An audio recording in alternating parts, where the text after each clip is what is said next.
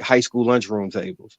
Now, if somebody was to come in there and call us all a nigger, a large group of people would come in there calling us niggas. We would all unite and rally against that. And as soon as that ended, we could probably go back to our separate circles and begin infighting again, or separation, in however it worked. So that's what I meant by like circumstantial. Because like I said this before, I used to look at people who had both parents, like they spoiled, they not like us. Cause a lot of my friends came from foster care, or we was raised like staying in the trap house together, all type of shit. You know what I'm saying? So that experience changes how I view people from the suburbs. But as I got older, I kind of found more ways to find common ground as opposed to things to alienate the other person. Yeah. I kind of agree with Israel to a certain degree because like back where I'm from in Guyana, I'm from the hood. When I moved to America, I more identify with people from the hood than people who never really went through shit. So I don't really like. Soon as I move here, there's the first set of people I gravitated to. You know what I'm saying? But I mean that was like a couple years ago. I'm changing up my crowd of people, but it's just like people that share certain shit with you in common. It's just easier to click with them. You know what I mean? Yeah, I can relate to that, DJ Rich Doctor. You know, even in my profession, right? I'm from the hood, but I'm in the suburbs, and I've had this certain range. So whenever I'm in these meetings and I'm giving my little spiel and I'm saying what I'm saying, you know, somebody will ask me, well, Kassim, where you from? I'll say, you know, I'm born and raised from the projects in Newark, New Jersey, right? And like, oh wow, then we'll start. Then a couple of brothers that's in that room will automatically form that bond because they know like where I come from. Even where I came from the hood in Newark, New Jersey, I kind of made it out and I made a life of myself, but I never forgot, you know, where I came from. And when I'm around my people, it really does come out. And that kind of helps me to be able to navigate, this world of being from the hood. I know how to turn it on. I know how to turn it off, and I get a little bit more respect when I tell individuals my story, how I came up, what type of environment I came up from, where I am now and how I got there. So I think it gives me just a little bit, more respect when it comes to that. But what I'm saying, your hood is different from my hood. You understand? I'm talking about country than a motherfucker hood. Your hood ain't like my hood. You dealing with different type of issues than I am in my hood. Or say, I think what you from Georgia, Mr. Fantastic, his hood's gonna be different from your hood, Adrian. But that's not. I disagree. Hank. Yo, did y'all have food stamps and food stamp books? Did y'all have government cheese and powdered milk? Yep. Mm-hmm. Did y'all have roaches and mice? But it's still different, is because geographically, culturally, it's different. New York and Georgia is not the same. Texas and Georgia are not the same. Hell, Georgia and Florida not the same. So every hood is. I know there is a hood in every city, every area, but every hood is not the same, fam. I got that, but what I'm saying is there's more commonality in the way that we operate in that. Right. There's more commonality in that. The only commonality we all was less fortunate. That's about it.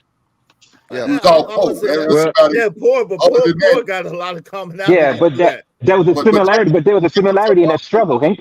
Our poor in the South is different from your poor in the East. You understand what I'm saying? Why do you think that? I don't think so. I can give you a great example. Like Shannon Sharp telling you he didn't take a shower till he was 20 years old. So just infrastructure and things like that, and so on and so forth. People call, especially y'all, man. Shout out to y'all New York niggas and Tri-City niggas or whatever, right? But y'all call everybody that's below the Mason-Dixon line country. Why do you call them that? Because there is no big city like a Newark or New York City, or Atlanta's not. It is advanced as modern as Atlanta is. It's not even comparable to New York City. You feel what I'm saying? So, and Atlanta is like the city. Miami is like the city.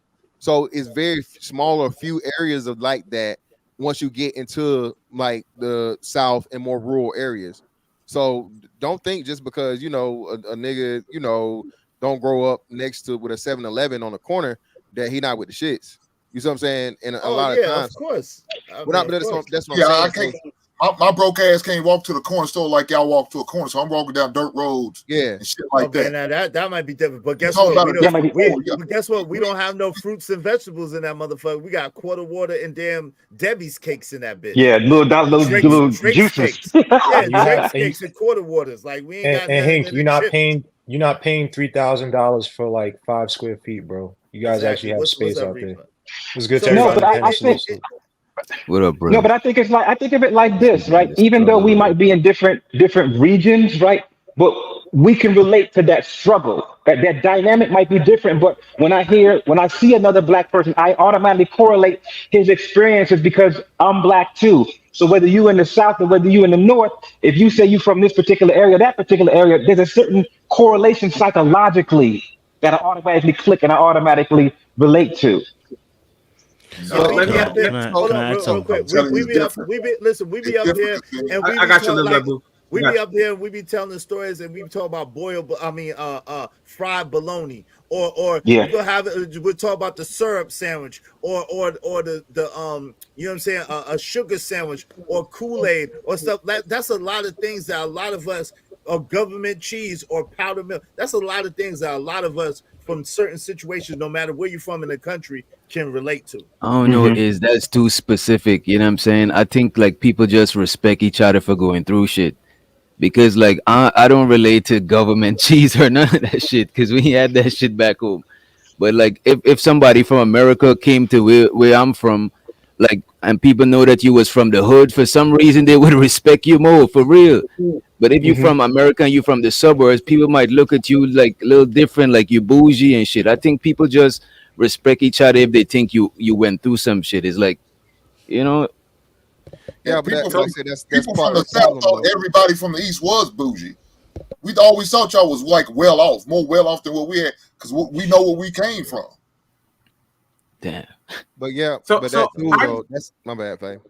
no, it's just that the conversation is steering to a different answer than you guys gave, right? Because what you said was you put race over nation, but now you are talking about things that probably are more related to your white friends that live in your neighborhood at the same time. Let's give an example. Rachel Dolezal, she got the biggest scammer kind of.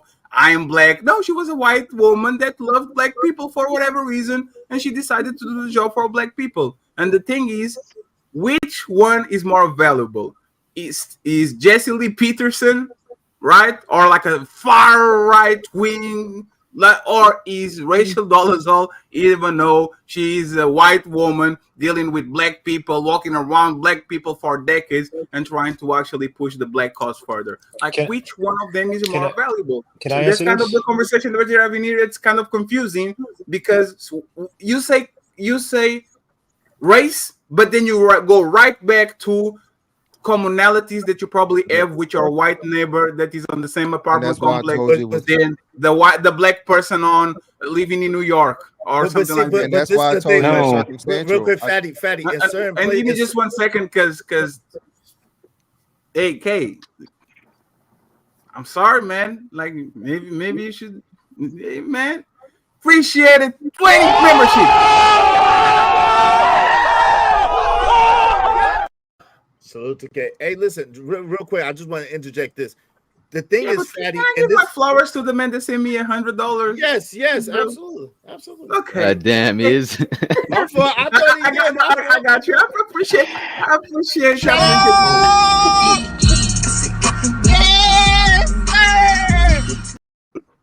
Hey, fatty, that's that East Coast bougie shit, man. No, my Shout bad. Oh, man. Shout out to the Kobe Prime damn it. time stamps. Salute to We all him. about the South down here. Go ahead. Hey, listen, I'm in the South. Roll Tide, man. And listen, I love the South. But check this out. What I'm saying is this: in certain places there are no white people. That's the thing. That's the biggest beat. That, like in certain hoods or certain places where you grow up, there's only one type of people, and it's the people that look like you. So really, what you're not, it's not really in America. It's not really nationality, because there's so many things that separate us. We got South and East. We got colors. We got light skin, dark skin. We got big and fat. It's so many things in America amongst black people that if you're a Greek or if you're not a Greek, if you're in a fraternity or sorority, you know, it's so many things that separate black people in America till if you get into the nuance of that, is ridiculous. But is what I was saying earlier about, so look at it like this. We get reset back to the default setting depending on whatever happens. So like say you go to jail and you fight with the BDs and the foes. You get locked up. It's a good chance they're gonna be in the dorm with you and y'all will fuck around and be cooler than you. And you could have been natural enemies outside. But once y'all get in the dorm, y'all gonna be cool. And he might be fighting for you, you know what I'm saying, to keep motherfuckers off of you, or you know what I'm saying, vice versa. Then you come back out, it reverts back to the the post default setting, but with some weird type of respect, but it only goes so far.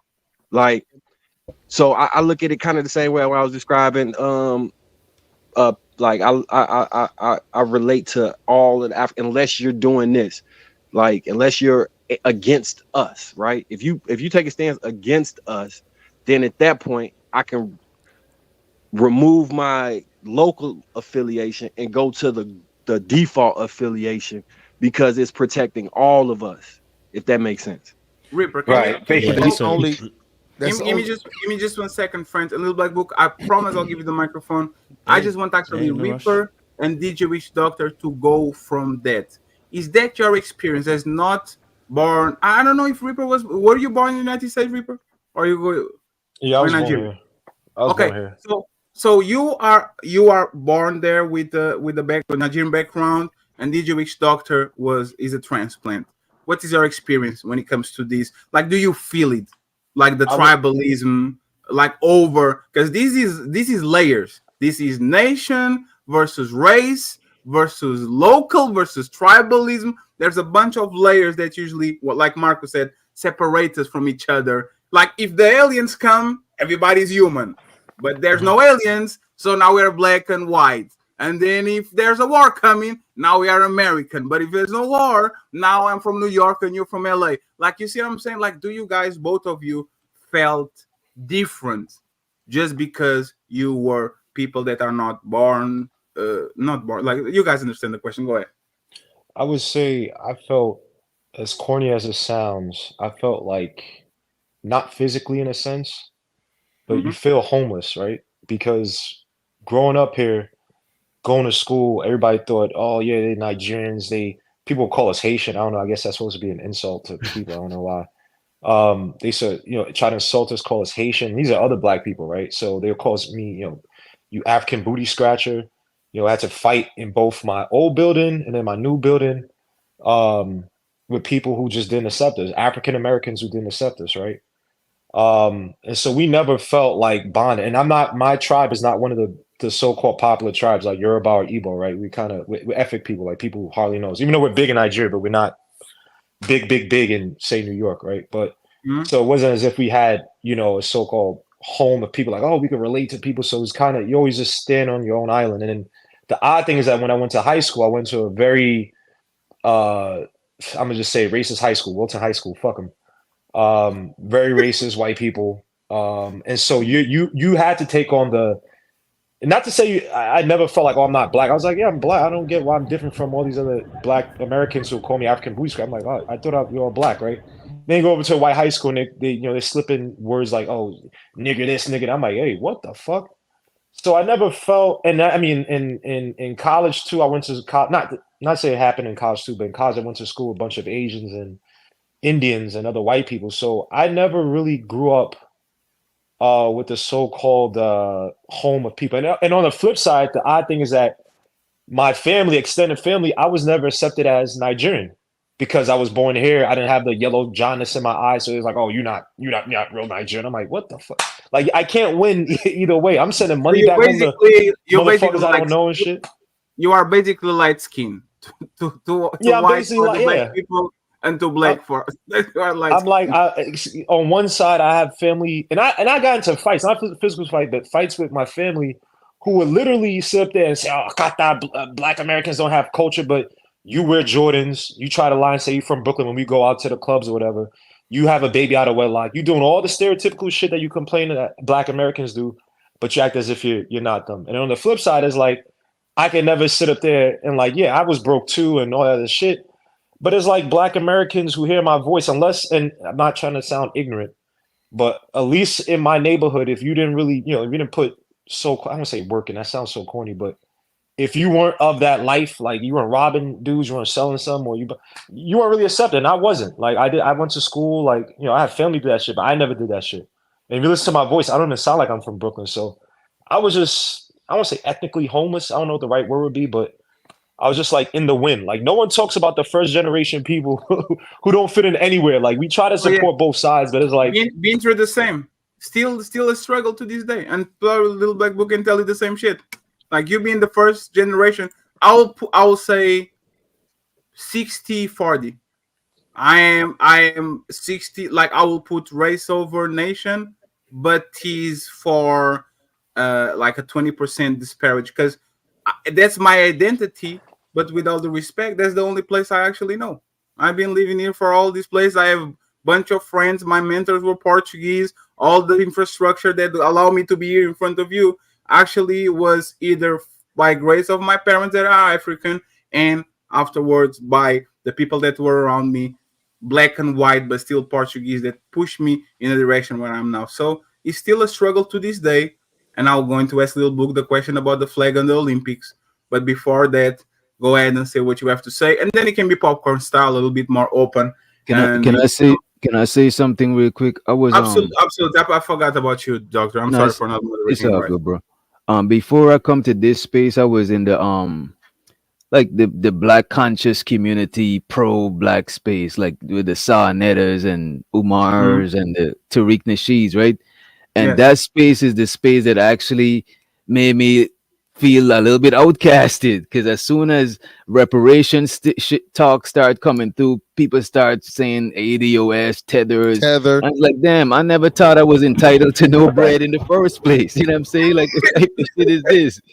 So only recently I started feeling like the separation, but I don't think a lot of people outside like think about it like that. You know what I mean? Like most people just look at each other as black, especially in the Caribbean. We not super like nation loyal. We not patriotic. Maybe Jamaican people because they got like a popular country, but everybody else just look at themselves as black. We don't, you know what I mean? So in regards to that, like, so what I noticed, this what I say is like, I'm from in Chicago, right? It's very much segregated. You know, the black area, you can tell when you cross over the line into the black to the white area.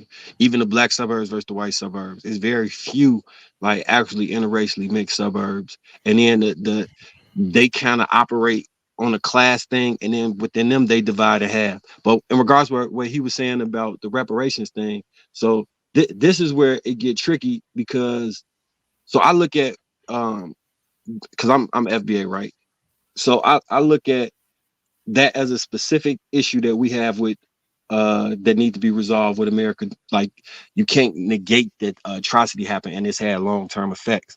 The problem comes in when people who are not of FBA jump in to give their 2 cents on why we should not get reparations. And that's like you walking into an argument with somebody owe the other person $10 and you saying you shouldn't pay them just out the blue. But Marcus, I'm not saying Marcus, just to be fair, like general. a lot of people that I know that's not like foundational black American ain't got a say in reparation or not. You probably a couple of people who claim to be political might have something to say, but most people don't even know about like Right. most people is not embedded in American politics that much. You know what I mean? Like me personally, I never even voted even back home. I'm not a political type person, and most people from outside of the country is not trying to stop nobody from getting reparations. So hey, that DJ Wish Doctors, the Nigerians messed it up. You know, they trying to get their piece. They messed it up for you. The Nigerians messed it up. They want their piece. Let me say this real quick, and that's what I was saying. That's why I said I just forgot about your Little Black Book. That's why I said it was circumstantial. Until there's actual conflict and fallout, there's just going to be, whatever your regular association is and whatnot. Especially when you're talking about American black people, FBA, ADOS, or whatever. We get along the least. Okay, get along the least, try to get over on each other the most, and it's truly no unity whatsoever within the race. So that's why I say the only time that's really going to be relevant is if you had some type of internal, you know what I'm saying, intranational, you know, civil war type fallout as to where black people would band together, because again, niggas can't stand niggas.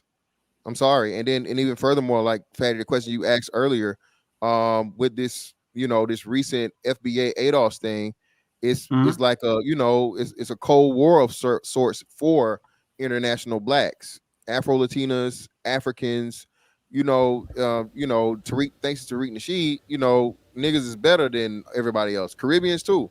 So that's why I say this whole thing where the race loyalty is going to be extremely limited and circumstantial for it to even be that way. And even within that, I mean, hell, I mean, can you really trust it? Go ahead, sir. So if just to add, I think going back to your original question with its nation or race, I think and I think one of the brothers said it earlier on. It really just depends on the context of the threat that is being posed, right? If we talk about, first and foremost, most of us are going to be race loyal when we are in competition and facing a threat of white supremacy, right? And pretty much around the globe, we face white supremacy. So as a race, we are loyal as race, because if I see a fellow brother, for instance, if I'm in corporate world, if I'm in sports or whatever, you find yourself aligning with people on a race basis. But once people start to flourish in certain environments and certain arenas, they fall back into what we call tribalistic families, right? So this then refers back to ethnicity and the cultural expressions. Like, you guys were actually having a conversation, not about race, but you're having a conversation about ethnicity and its expressions. So you said, oh, I'm in a hood. Your hood is different from my hood. That falls back into ethnicity, because now we're trying to talk about how you express yourself as an individual, and now you come to geographical areas, right? So we don't stay on race very long, because once we get into a place where we build our family up, it becomes actually tribalistic, right? So one hood against another hood, even though we're both black, right? It'll be one hood against, color goes out the window. All of a sudden it's like, well, I'm from this area, I'm about this area. That's one aspect. Another aspect is that once people start to flourish, it becomes about class, right? It becomes about class, what social ranking you have. And people start to then separate themselves through class, all right? And then they build families within those social rankings and social classes in order to differentiate themselves from other people. The reality of the situation is, what is your threat? That will determine what loyalty you're going to play in that particular role, right? So right now we're having a conversation. We're going to be separated by the fact that obviously all of us are black here. So we're not going to have a conversation about whether we're black or not. We're going to have a conversation about where you're from geographically and what you're going to represent. So someone's going to say they're from US, I'm going to say I'm from the UK, and that can end up becoming a defining. Either we can say, oh, we can build some bridges, but that could also be the things that also separate us two, right? So let me just give an example from the UK. Sometimes when you talk to Black Americans, right, they will discount a black experience that is not American. Right? I'm not saying it's every black person I've encountered, by the way, who's American. I'm just giving an example, right? There's other situations where someone will discount your black experience because they don't feel like you have the same experience as them as being black people. But the reality is, if you've lived in a European country or whether you lived in the US, you've suffered underneath white supremacy. So we've gone through similar experiences, not exactly the same, but similar experiences. So I just think to myself that it depends on the threat you're facing in that immediate moment as to what is then you're going to be your loyal to. And I think that's the conversation you guys were having. You were actually you stopped discussing race and you actually came on to ethnicity. And that's my part. Let me say this little black book real quick. So the part of the issue is what you're saying, right? Is when I'm hearing what you're saying, I hear you, right? But when it comes down to it, and this is a major thing, there's no other place that has had the length of time and the atrocity all at the same time as Black Americans, the people who are here, who come from the people who's been here, meaning the people who went through antebellum slavery, right? So you got to understand, our language was taken away, our culture was taken away, our identity is taken away. Most of us don't know where exactly we come from. Some of us know that some of our people was here. Some of us know that some of our people was overseas in Africa, but most of us can't identify exactly past our great grandfather or grandmother. You see what I'm saying? So when you get into that, then you have to identify that it absolutely is a differentiating factor in that. Most of you guys, and I'm not saying you, I don't know, but most of the people in the UK of African descent speak at least 2 to 3 languages, and they're of your tribal or mother tongue. You know what I'm saying? And so we don't have that. If we speak another language, most of us is because we learned another language in school or from being around other people who speak another language, if that makes sense. But Israel, does that make you more confused? Because this is the thing about Black Europeans, right? You are conflicted in your childhood since the day you get on this plane, bro. Wait, I was born here. What the fuck? What? There's a clear separation. Even though we might thrive, even though we might get access to what we have, you are always. Let me give you an example, right? I am a Portuguese citizen. Portugal conquered the whole world 500 years ago. Should I celebrate that shit? Or should I say, wait, you were piled like we were literally going to my ancestors' land and fuck them up. What do I do here? Do I celebrate you, or do I go back and say you guys are the ones that inflicted pain into my ancestors? Right? So there's a Go ahead, So, let Fatty, him finish. Let him finish though. Let him finish out real quick. Let him finish. And let me just do something real quick before you guys go. Let me acknowledge the big donation, Mr. Logic, with $100. Says sorry I couldn't make it tonight. Work late, but greatest topic. Shout out to you, Mr. Logic, for the $100.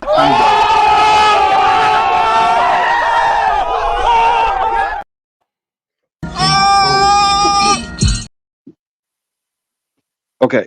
So And 1 second, Marcus, is the last thing. Logic, is that you on the back? Yeah, I see. Yo,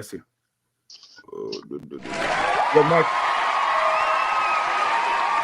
Mr. Logic is in the Buddhism. Salute to you, Mr. Logic. What's up? Appreciate you once again. Thank you very much. And what Reaper, up? thank you for coming and for the super. I truly appreciate you. Go ahead, Marcus. You got this. Oh no, I wanted Fatty. Won't you, Marcus? Can you let Fatty finish the statement though? Because I wanted to hear totally what the sentiment was, and then I could go after everyone. But I just wanted to hear what that full sentiment is. The sentiment is literally a contradiction, right? Because again, you told that a lot of Black Americans don't have a place of reference, so they are Americans. They are just Black Americans. That's their nature. That's who they are. But I know where my parents are from. I know where my grandparents are from. I know my lineage. So now you're putting literally two contradicting.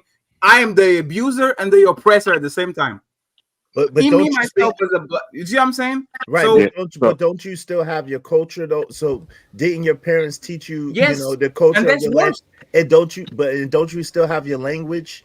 So, Yeah, so is what I'm about to say your may wrap this in the culmination, because look, the one of the main differences is they by choice migrated there. I'm assuming that was a choice, because what Israel's talking about is the removal of choice.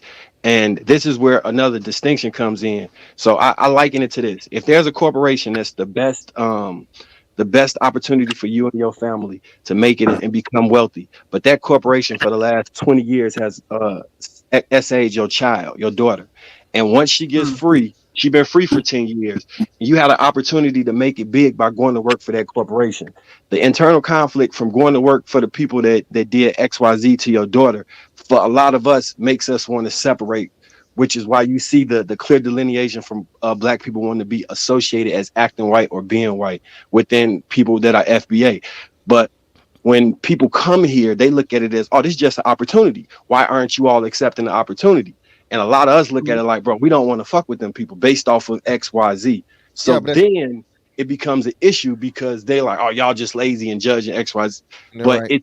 it's because we don't have if we felt it was another corporation we can go work for that was in opposition to the one that just did our children or our child wrong, I think it would be a different story than what we have now. But the pre-existing history. In layman's terms, we don't got nowhere to go. One second, and I got you, Israel, and fantastic. So Marcus, this is why the question pin is who was right T'Challa, or Killmonger. I truly don't believe if tomorrow Marcus did the Wakanda type of situation that most Black Americans will pick up a shit and go there. I truly don't believe that shit. I don't No, believe it at all because wouldn't. there's some cultural ties. Like first thing that people usually want to do when they become successful is go back to the place where they were born and raised, so they can actually show the people that they achieved something. I think there's a lot of mental shackles that we have by being born in Europe, by being born in the United States, that we're not going to break no matter how much unification people sell, no matter how much opportunity infrastructure people do. Because every time people succeed, you know what they do? White people do this. I don't want to live next to the trailer park white people. Let me go to the hills and let me create separation. Black people do the same thing as well. So it becomes a very interesting dynamic where even if everything is perfect, I think actually people would separate themselves instead of joining together and create whatever they have to create. Marcus, Israel, and Fantastic, you three have the floor.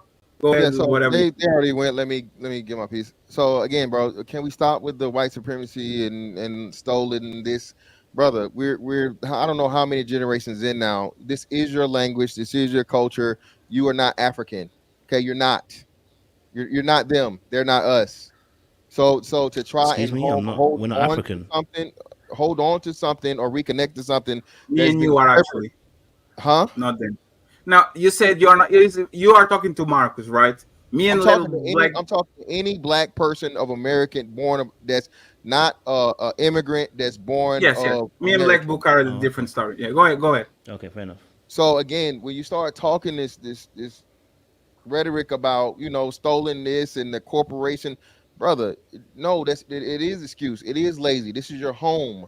You are one of the original big three of people being here: white people, Native Americans, and us. Okay, somehow we let people outside of us come here and outdo us in on our home court. You can't give me that BS about, oh, I don't want to take an opportunity because it's coming from the white man. Everything's come from the white man. Hell, your freedom came from the white man. Your civil rights came from the white man. So that again, that's a very, very poor argument and excuse to make for the lack of taking advantage of the opportunities to you. Can I applaud you for giving you my Yes, free? give that nigga a round of applause. One second, Marcus and Mr. Logic, you can tag team, but let me ask you one little question before Marcus goes. Right? Should I clap you for giving you my freedom after you put shackles on me? It's like me being a prisoner of war, and then they take my shackles and I said, "Hey, thank you for your, thank you for freeing me. I it's not appreciate about it." applauding. Fatty, again, it's not about applauding. Again, man, niggas are caught up on something that has happened on every continent except Antarctica. Okay, Africans enslaved other Africans. Africans enslaved white people and Europeans. Okay, was slavery fucked up? Yes. Okay, and actually, America had some of the shortest time periods of slavery. But the most harsh and the most cruel. Wait, but the most harsh and the most cruel and the most no, it's inhumane. not most harsh and most cruel, brother. It absolutely was. It's not. Little Black Book can even tell you this, brother. No, it's not. It brother, absolutely no, it's not. was. It brother, absolutely no, it's was. not. It absolutely was. Time, don't worry. Brother, it's not. It absolutely was the most cruelest, the most harshest, and the most inhumane. Yo, no, you crazy. Not. Yo, first of all, it was. Nigga, Israel, let the nigga finish his statement first, nigga. Wait, he did finish, Mr. Logic. I really did finish, but go ahead, Ed. Yo, well, first of all, you got to understand again, for people to be tore apart, to have dogs sicked on them. That had already been done. Hold on. That was copied. Hold on. One second, you left the chance to. You left the chance. 1 second. Please acknowledge that already been done. 1 second, Fantastic. I will give you the chance to reply, and then I want to bring Marcus again because you addressed him and Mr. Logic to the conversation, and then we open up back again. Okay. So go ahead, Israel. Say what you want to say. Don't overtalk each other, and then we go to Marcus' response and to Mr. Logic. Go ahead. For people to be tied to a horse, leg and limb, and the horse smack and go one direction and another direction, be torn apart. For people to have dogs sicked on them. For people to have their women taken from them and raped in front of them, and the men raped and for people to be castrated and made eunuchs in front of the man. Yo, so many atrocities, innumerable, besides your language being taken from you, besides your culture being taken from you, besides your traditions being taken from you, but your land being taken from you, your masculinity being taken from you, your family being taken from you, and you being raped, deleted, and everything else. Yo, that is more all together is one of the greatest atrocities ever committed by human on human. All right, brother. So can I reply? Now, there was this wonderful movie by Mel Gibson about, I think it was Ireland. It was either Ireland or, you know, one of these. And you know what the end of that thing was? What they did? They It's tied him called to a horse. Braveheart. They tied, yeah, Braveheart. Appreciate you, Mr. Larger. They tied him to a horse and did the same exact thing you're talking about. All of the slavery tactics. And again, before people get in their emotions and what's name, I am not, again, diminishing slavery. I am not saying it was, but again, these were copied, bro. You're talking like the 1600s versus BC era, like torture tactics, brother. This was nothing new, and the emotional attachment to it and the ideology that y'all have absorbed is a major reason, a problem as to why we're never going to move forward, because you're focused on shit in the past is not going to change. Okay. You cannot go back and unpull somebody from a horse, brother. You can't. I'm sorry. Was it fucked up? Yes, it was. But what does that have to do with now? What does it have to do with, again, people that come from some cultures that had worser things or worse things of slavery done to them, bro? The Europeans were really diabolical, dog. Hell, the Persians were Genghis Khan, brother. You crazy to What say did they that have worse? Well, tell me some things that they had done worse than what you said. They had worse stuff done. Everything you named, and brother, they skinned Public people alive. decapitations. They skinned people alive, brother. They skinned people alive. What do you think happened to there's Nat there's Turner? one second, Iso. There's one thing that's different than every other. Picking up people, putting them on ships and shipping them 4,000 miles away from their origin point to the point where you can even go back and say, where I'm from, where is my place. That is the most egregious factor about the European slave trade, and where Portuguese started that was the fact that they were the first one to translate slaves for so travel. No, it's not what that. You mean it's the travel, fact that like it was like a luxury. No. There was not a cruise. I just saying this. The insidious part about I can actually make you a slave, but the insidious part about removing you from the place that you know and that you could never came back, no matter how much you try. I think that the insidious part about what the Portuguese did, the English did, and all that. Go ahead, Israel and fantastic. I'll give you more 3 minutes, and then I want Logic and Marcus to come around. That was done in Africa. The other Africans, brother. So where everybody, Africa's not one big thing. You have different tribes. You have absolutely. You have different things. So if your ass had a war with somebody in South Africa, you ended up in motherfucking North Africa or Middle Africa, it's the same thing, brother. It's just more distance. Are we really kidding like that? And once you become a slave to them, you can't go back. Okay, same thing with European nations and things and warring nations. War is war, bro. War is always going to be that. Hold on, but fantastic. You can't deny that the difference is, again, and like I was saying, Fatty is saying we have nothing. Yo, you saying we're American? Yes, we're American by birth, but we're not American by nationality. We speak a foreign tongue, we think a foreign mindset, and we're in a foreign land. We don't know what land we come from. Some people say we come from here. Some people say we come from there. You don't know. You can't trace it past your great grandparents. Yo, that's important, fam. Hold on, let me finish real quick. To make it seem like, yo, just because you could pick up and you could go to a store and you could buy this, you could buy that because you have so many dollars in the bank, or you buy a house or whatever the case may be, and you're good, to make it seem like your cultural connection has nothing to do with anything is idiotic at best. Okay, so again, brother, just like you're saying, or you're claiming that you can't trace your lineage. How do you know you're even African? What part of African are you? What is your language? And again, what about the Native Americans? And isn't that the point? Isn't that the point that you remove the identity of the person completely? It's not the point. That's exactly my point. That's exactly my point. Well, you said don't cut you off, so don't cut me off. So again, brother, you heard of Ivan Van Sertima, I'm sure. Ivan Van Sertima told you that it was Africans that came over here, and they were here before Columbus, and they not only introduced African culture to North America but South America too. Being that you're shaking your head, you understand what I'm saying. So a lot of people aren't even slaves, descendants of slaves. A lot of people aren't. They don't know that because they never picked up a fucking book and opened it.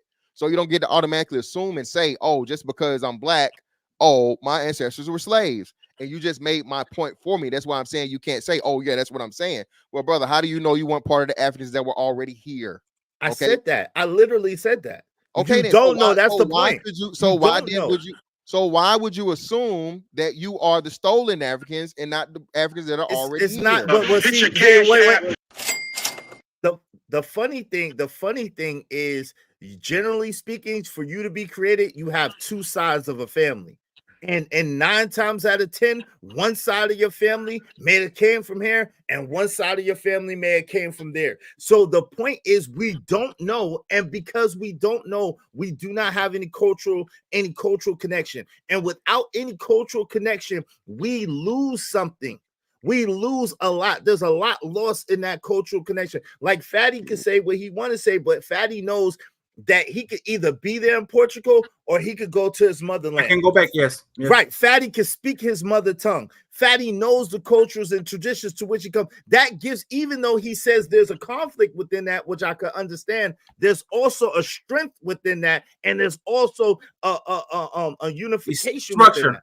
It's structure. But again, we have structure. So yes. This is what I'm saying. All right. This bullshit. You can also You'll look have at the chance to say what it is. I'm almost done. You can also look at slavery, bro, as just war, dog. Again, at the end of the day, that's what it was war. Those people that were given up by other Africans to the white man, or even I know once the white man started going there by himself, bro, you were a prisoner of war.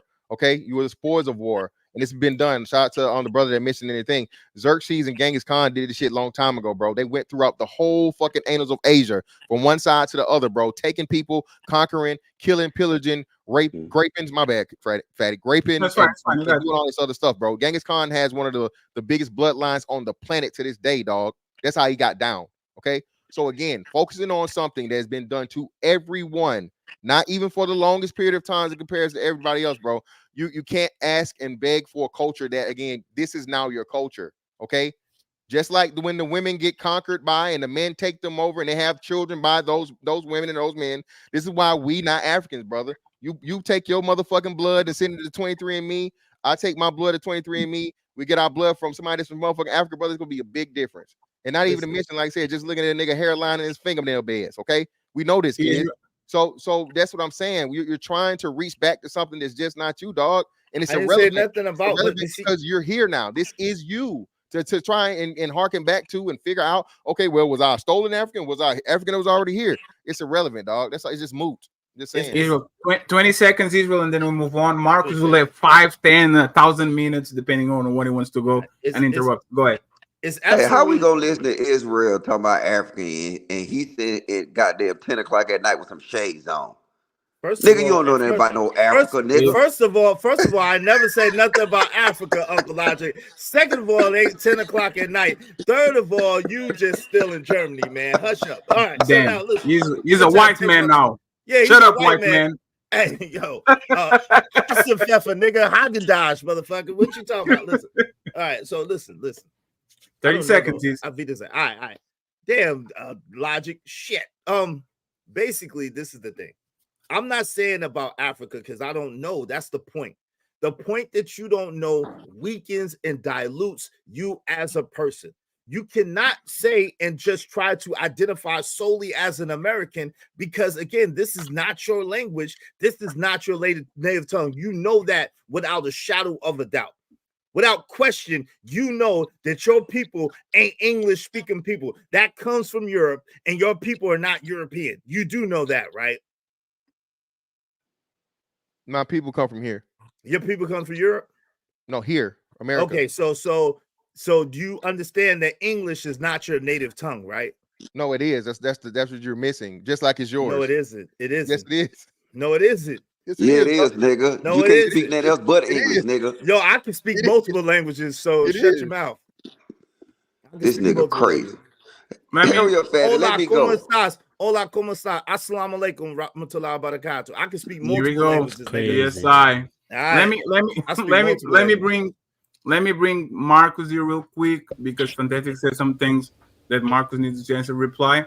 I just want to thank the sponsor of the show with another 10 memberships, which is what, 150, 100 something dollars. Thank you very much, Kay. I truly appreciate you. Salute to you, and thank you for being the sponsor of the Team Fatty Show.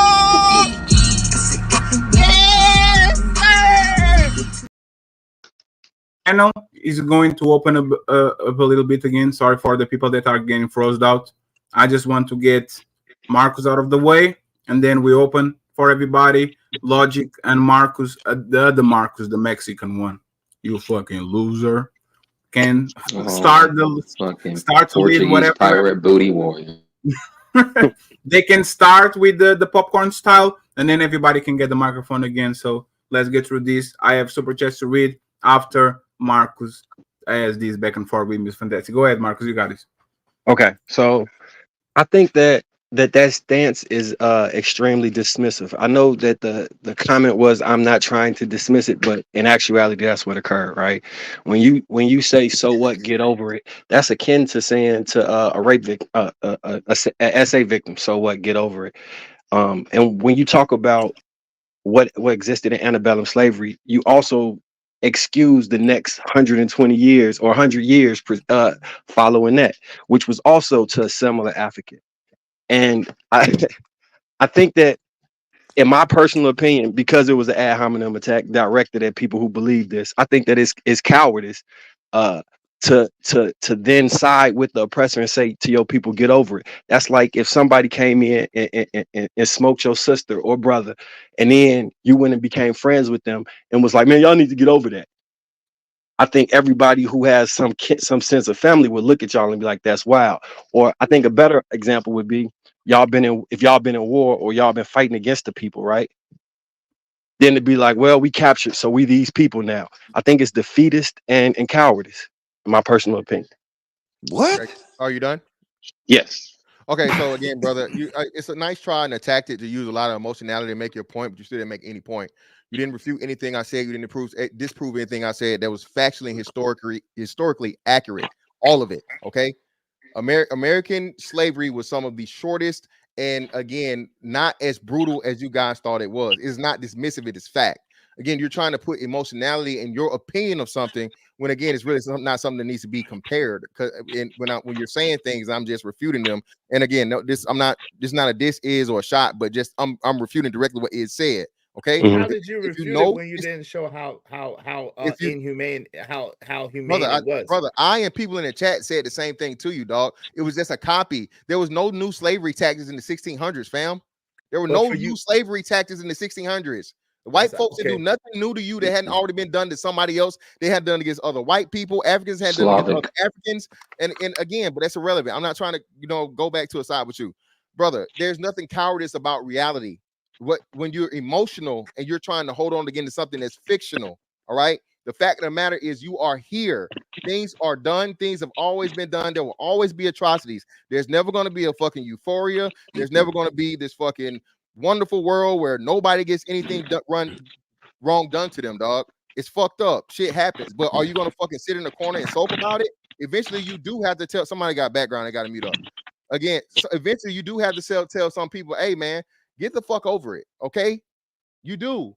And again, the fact of the matter that a lot of people over the earth, bro, have overcame slavery. Bro, just not even slavery. Japan was literally nuked, bro, to a dust twice. 2 atomic bombs, bro. All right. Hiroshima. Japan is one of the most advanced fucking societies in what's the name all over the world. So what are we talking about here? Okay. Most African countries weren't attacking Europe. Actually, they were very okay with that. Only the Moors were the one that attacked Europe. African countries didn't attack Europe first. There's a retaliation. There's always be done. And I would guarantee you, and again, we used to say never forget for the 9/11 for whatever reason. Nobody says, hey, but you guys were attacking those guys first, and there was wars there before. There's an attack and retaliation. I would tell you that they move by and they not forget, but they move on. And same way with the Germans, because they were the first ones to actually throw the rock. I would understand that's very different than somebody go to another place and says, you know what, you guys are going to actually be our slaves now. I think that's very different concept. But this is different. Wait. Hold on. Let me get in here now. Look, if y'all don't agree with what Fantastic is saying, you motherfuckers are disingenuous. If he try to use the analogy, what if somebody raped or did something bad to your brother or your sister or whatever, right? No, use it in correct context. What if somebody did this 8 generations ago? Thank you. And you still you're talking about it like it happened yesterday. Yes. Like, look, nobody else is doing this.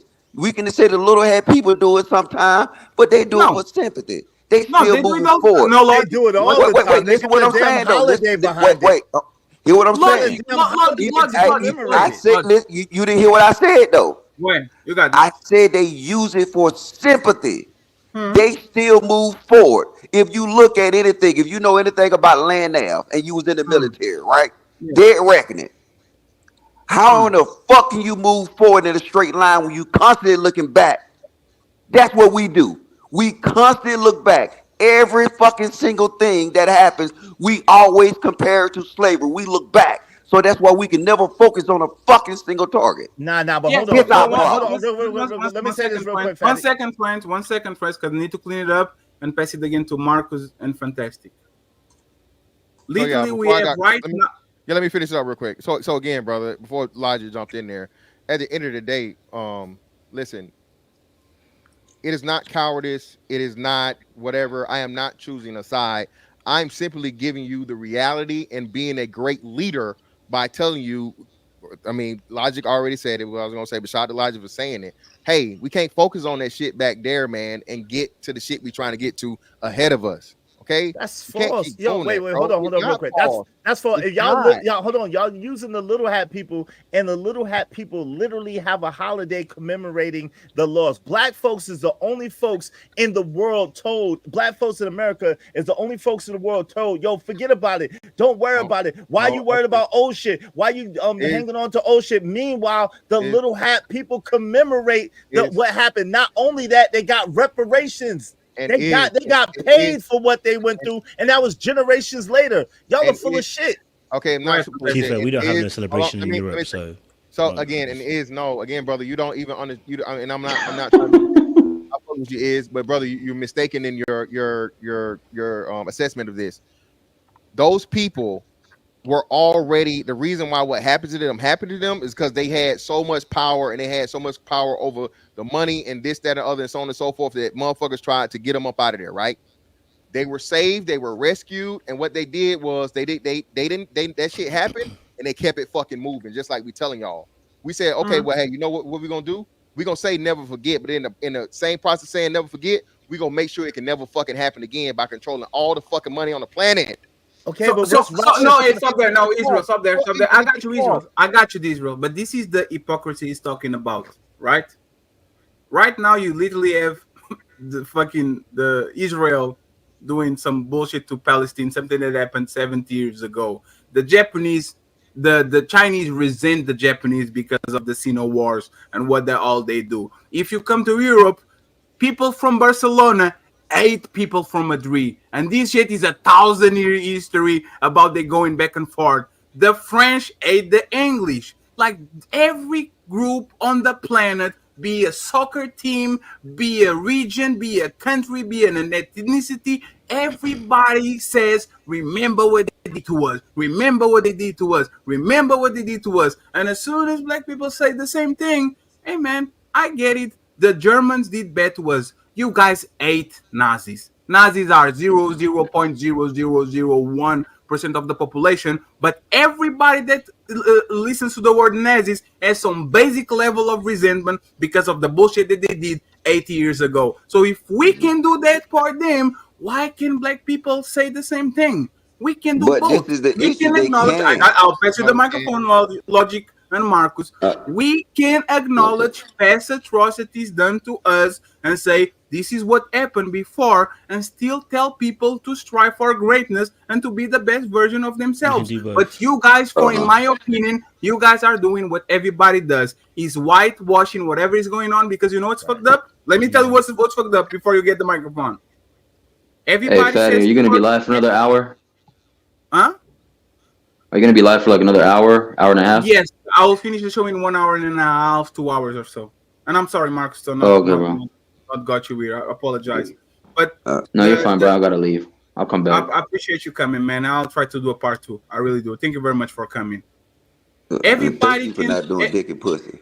Everybody can say forget about it until COVID happens. And now the black people are fucking stuck in China because they are being targeted by the authorities and by the hotels because it's your fault. You don't get transport, you get nothing. It's all forgive whatever is going on until the Ukraine war happens. And all the black people that were there wasn't being allowed on buses, wasn't being allowed on trains, because they were prioritizing white people over black people on that situation. We have these situations all the time when people remind us, you are a fucking nigga. No matter if you are in the United Kingdom, no matter if you are in Portugal, no matter if you are in the United States, there are certain things that happen on this world that people remind you word for word, bar for bar, that you are not like them. So why should we forget and forgive when other people don't? That's the only question I let me answer that question. And Marcus, I got you, brother.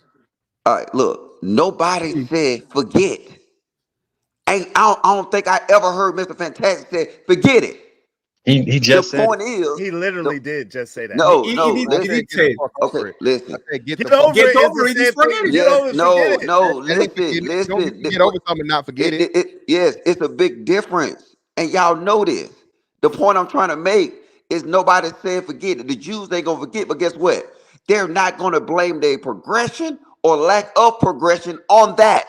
That's a lie, yo. No, you're not. You're bullshit. Yo, I got this book right here. That's a fucking lie. I don't give a fuck about no book written by who. It's a lie, bro. It's a lie for the pits of hell. It's a lie for the pits of hell. You said what? It's a lie for the Kanye. Exactly. Hold on, real quick, Fatty. If you say what are you anything, talking about? You do it all the time. All the time. It's a fucking lie. If you say anything about the little white people, they immediately go to how is Kanye? You lying? How is Kanye stopping the Jewish progression? Yo, exactly, but they made a big deal of it like he wasn't. They're not. Bro, listen. Why? Hey, bro. Every time, look.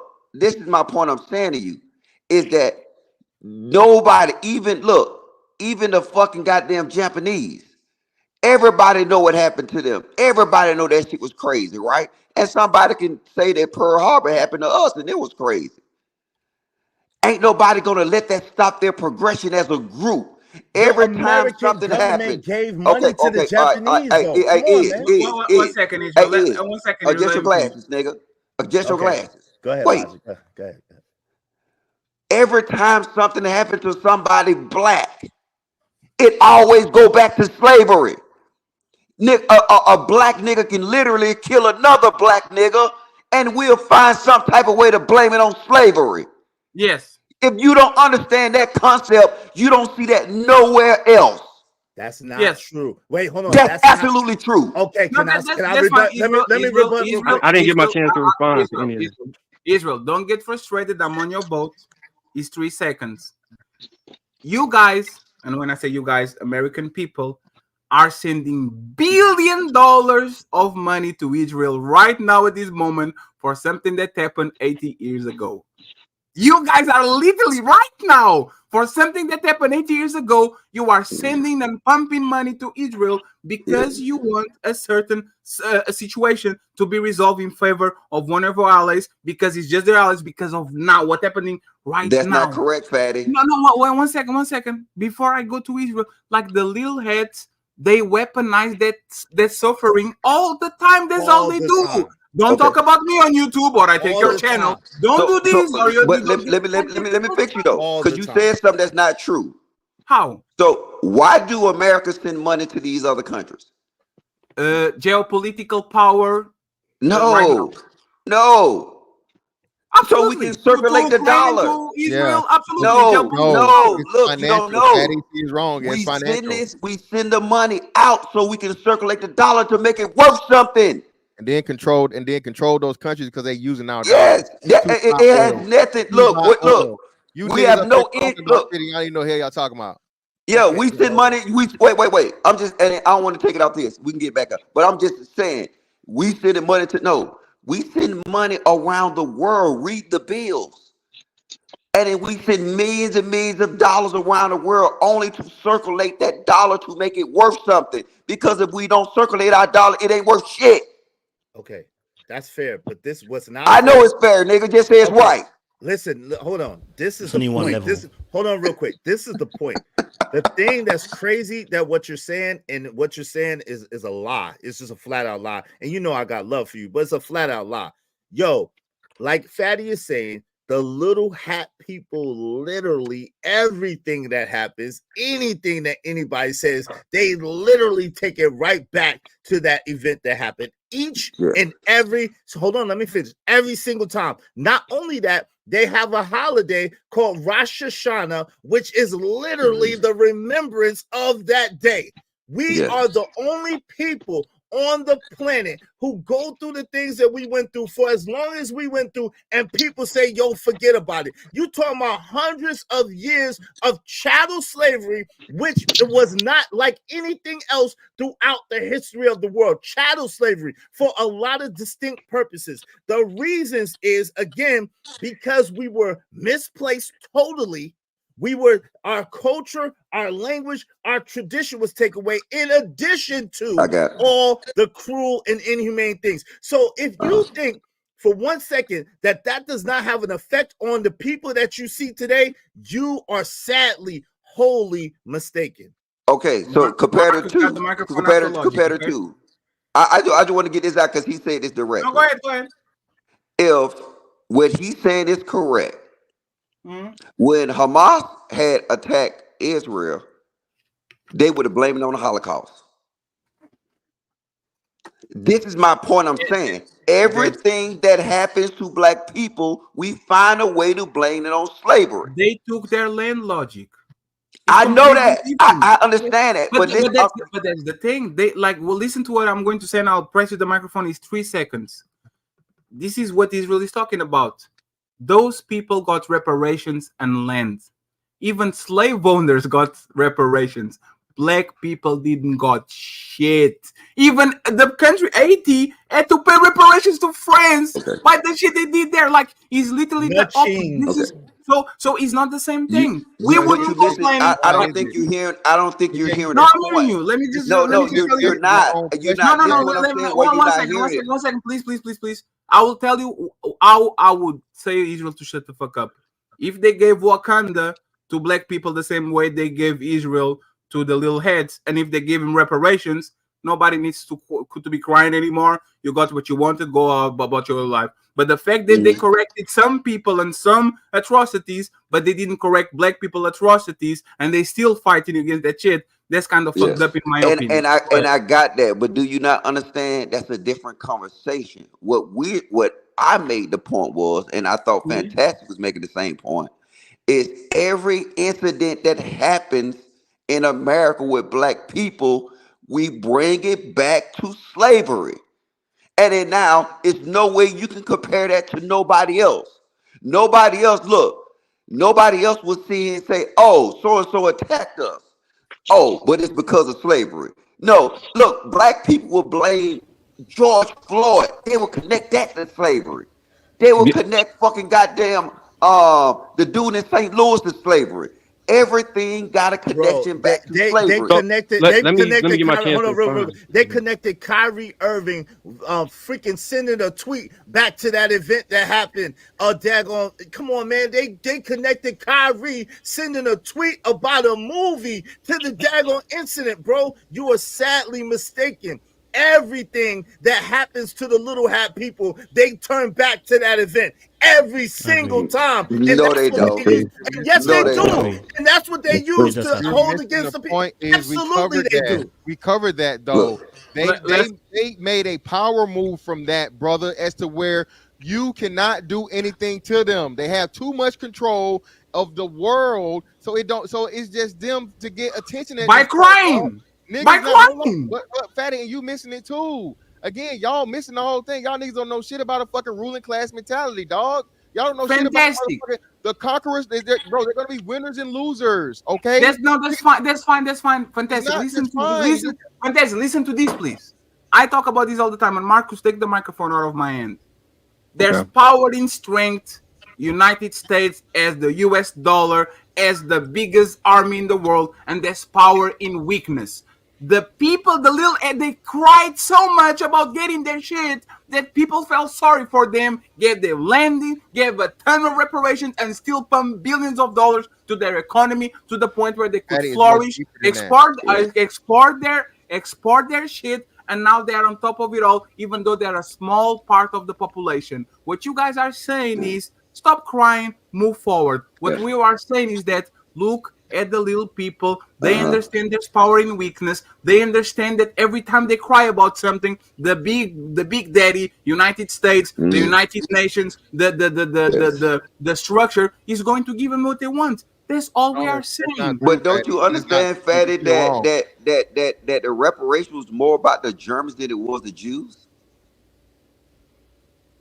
Do we not understand that? No, they don't. That reparations really had little to do with the Jewish people and had more in destabilizing the German economy.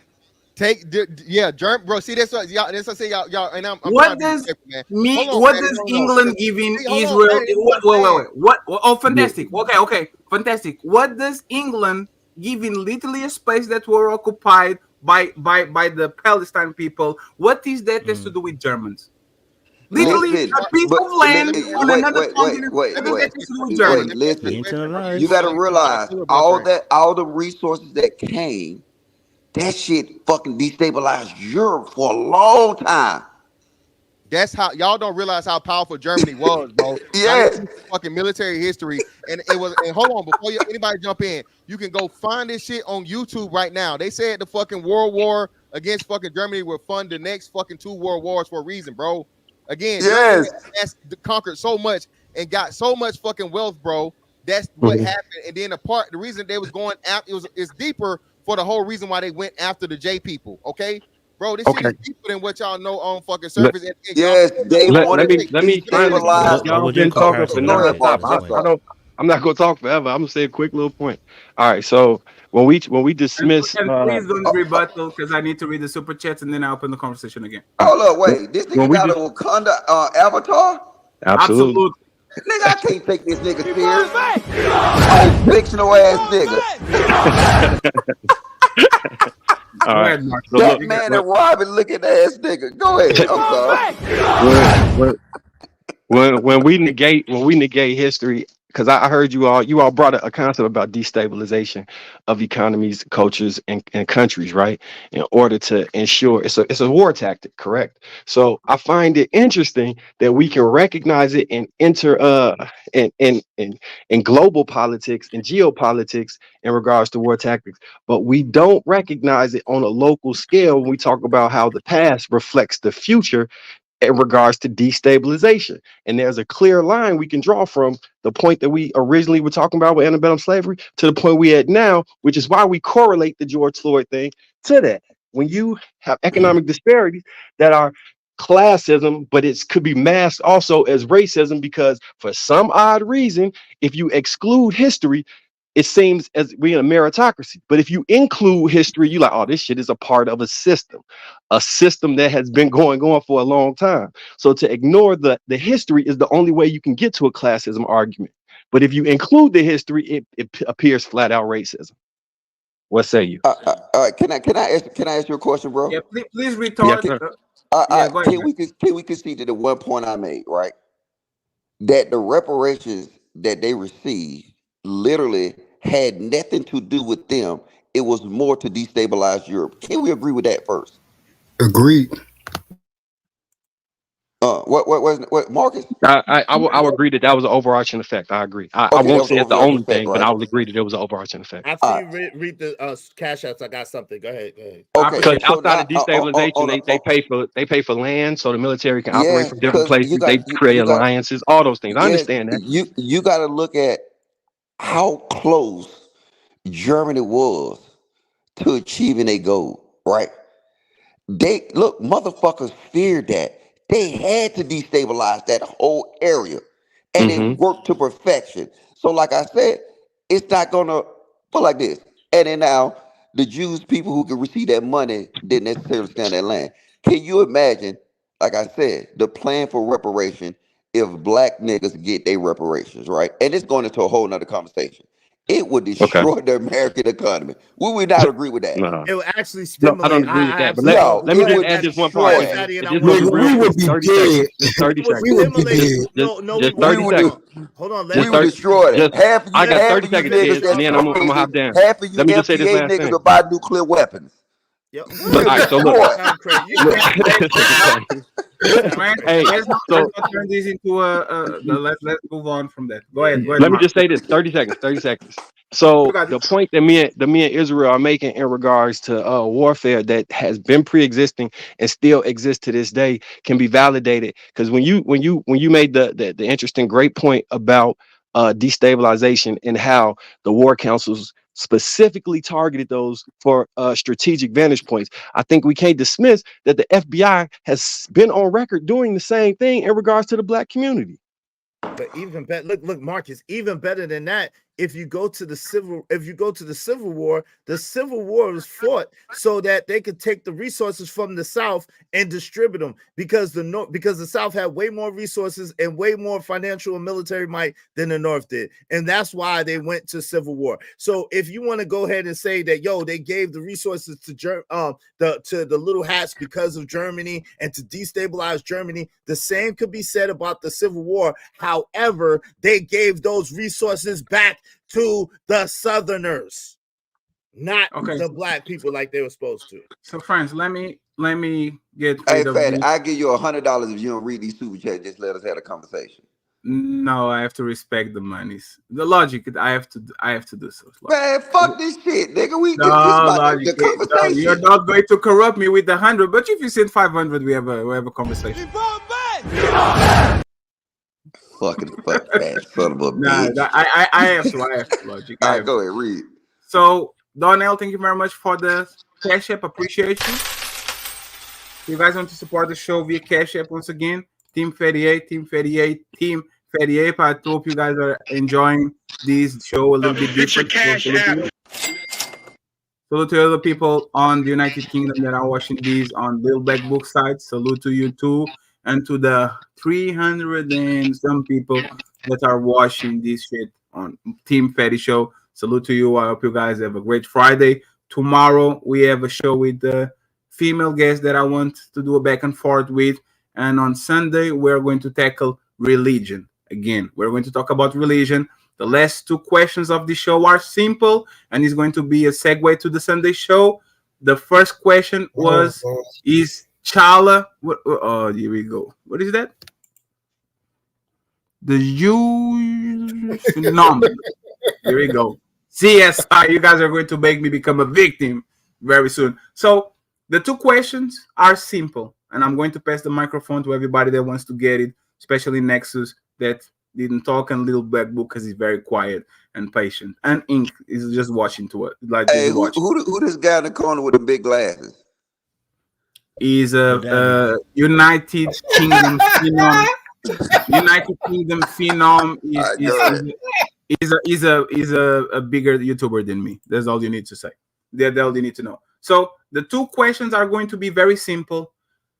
Who was right, King T'Challa or Killmonger? King T'Challa by wanted his closed nation with his own people and not going to the outside world, or Killmonger forgetting the lines of nation and go all across the globe to take care of people that look like them? That's going to be the question. And the second question is, we're talking about nation and race. The $1 million question will be, Does religion supersedes all of these? Does religion, is your God and religion above your own people? And this question will lead us to the Sunday show. I'll read the super chats pretty soon. Right now, Kate is in the building. He says, either man is genetically a turtle. Jesus Christ. Bro. Jesus Christ.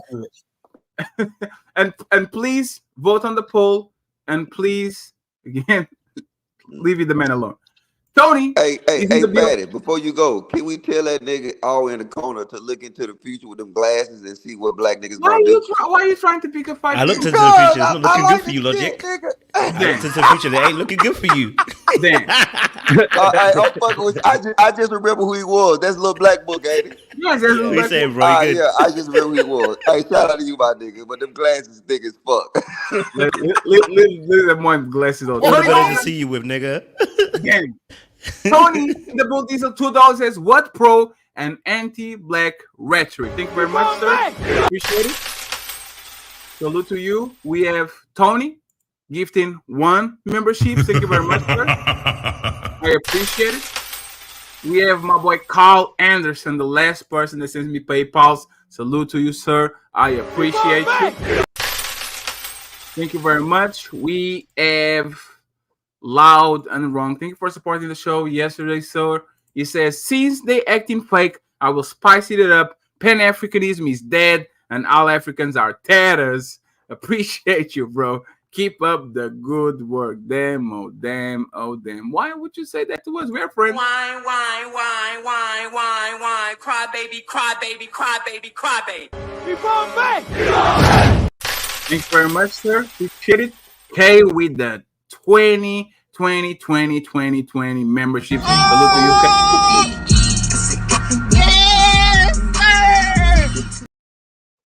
Friends, the hosts of the Purge NT, the Purge stars in 3 hours is a gigantic version of Fight Club with the more aggressive style. They were actually here before Fight Club, if I'm not mistaken. So I'm going to be a co-host during the next 48 hours. Please go ahead and subscribe to NT Show. We're going to the Purge. I'll leave the link on the chat right now. Join the festivities. I would appreciate you. He says, salute him, Fatty, DJ Weeks, Doctor, and the Untouchables. United we purge.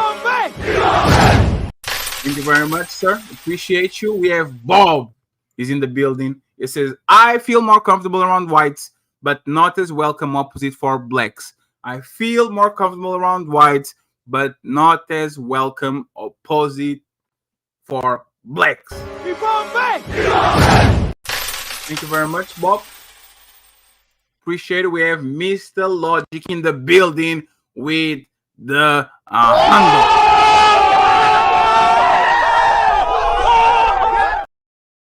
Says, sorry I couldn't make it tonight. Don't read that shit. Nigga, keep it your moving. But great topic. I am lying. I am here. Leave me alone. I don't know why I wrote that shit. Why?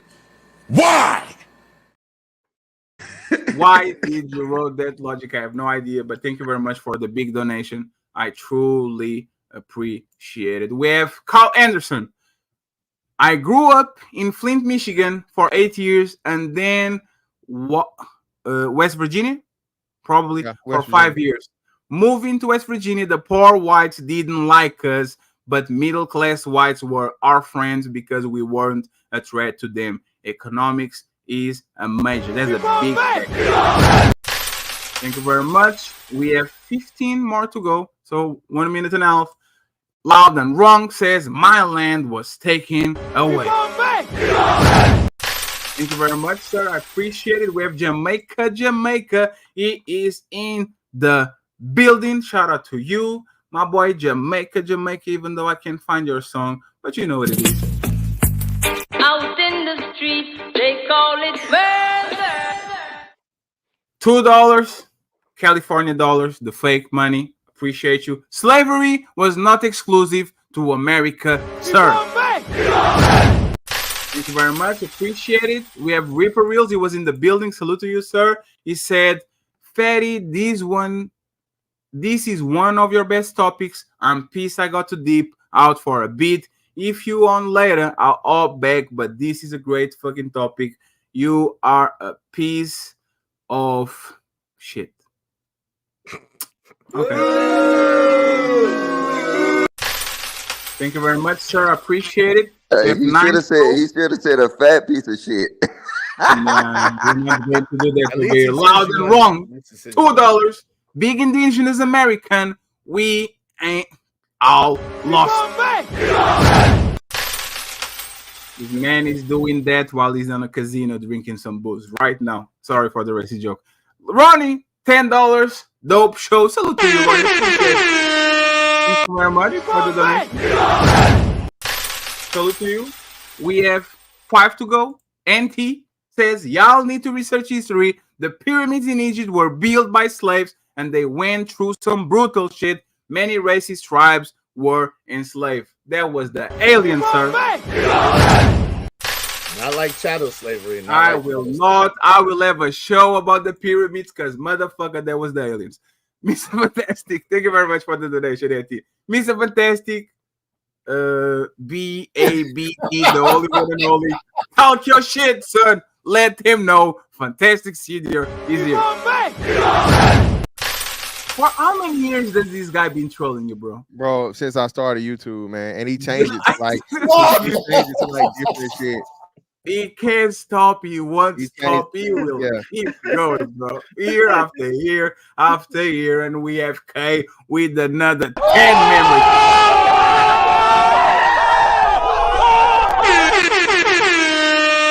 Salute to you, sir, and 10 people. Welcome to the motherfucking Untouchable.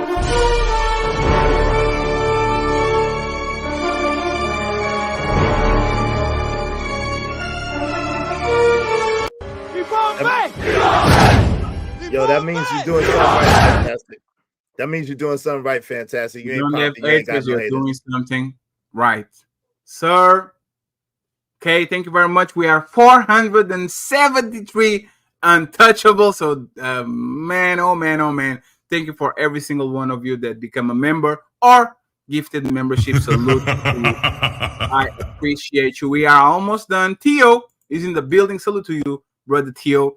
Nigerian descent in the building. He says, Arab Muslim slave trade was over 1300 years long. Thank you very much, Theo. Appreciate you. The next one, loud and wrong $2. Prove y'all African. Y'all know there are records. No,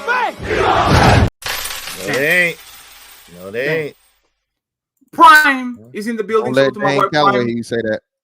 Salute to my boy Prime. He says Ukraine used to be a hub of education for everyone. It was known to be very inclusive. When shit hit the fan, how did they treat us? That's our future. I'm just saying.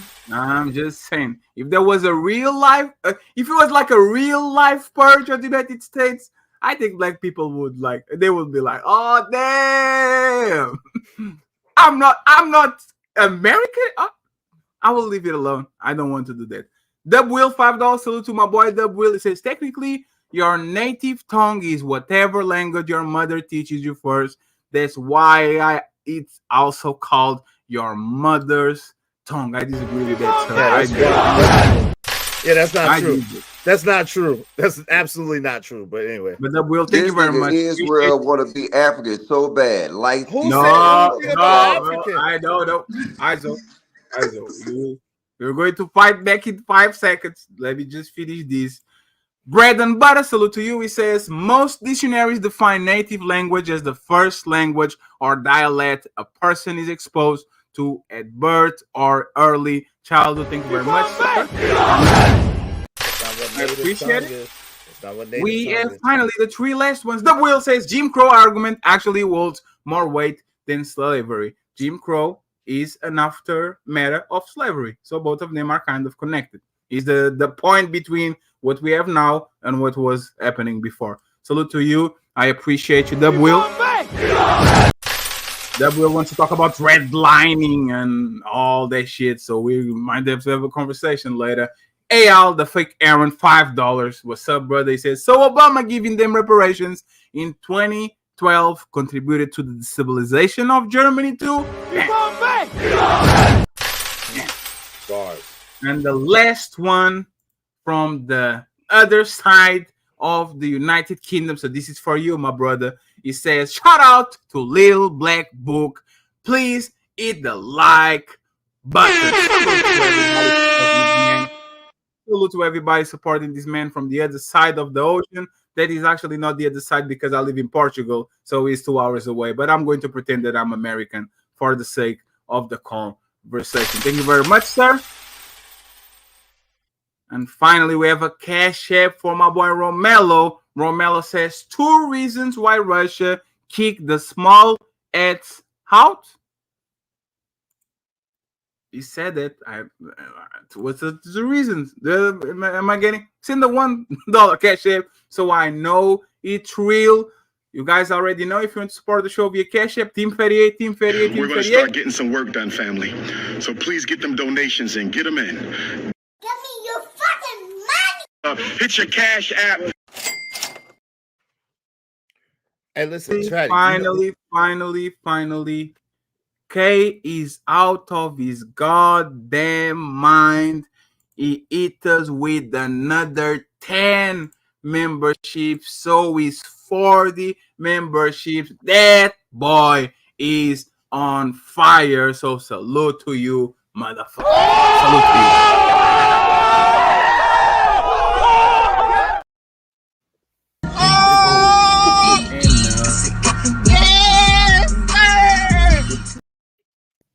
Hey, K, give me some damn money, nigga.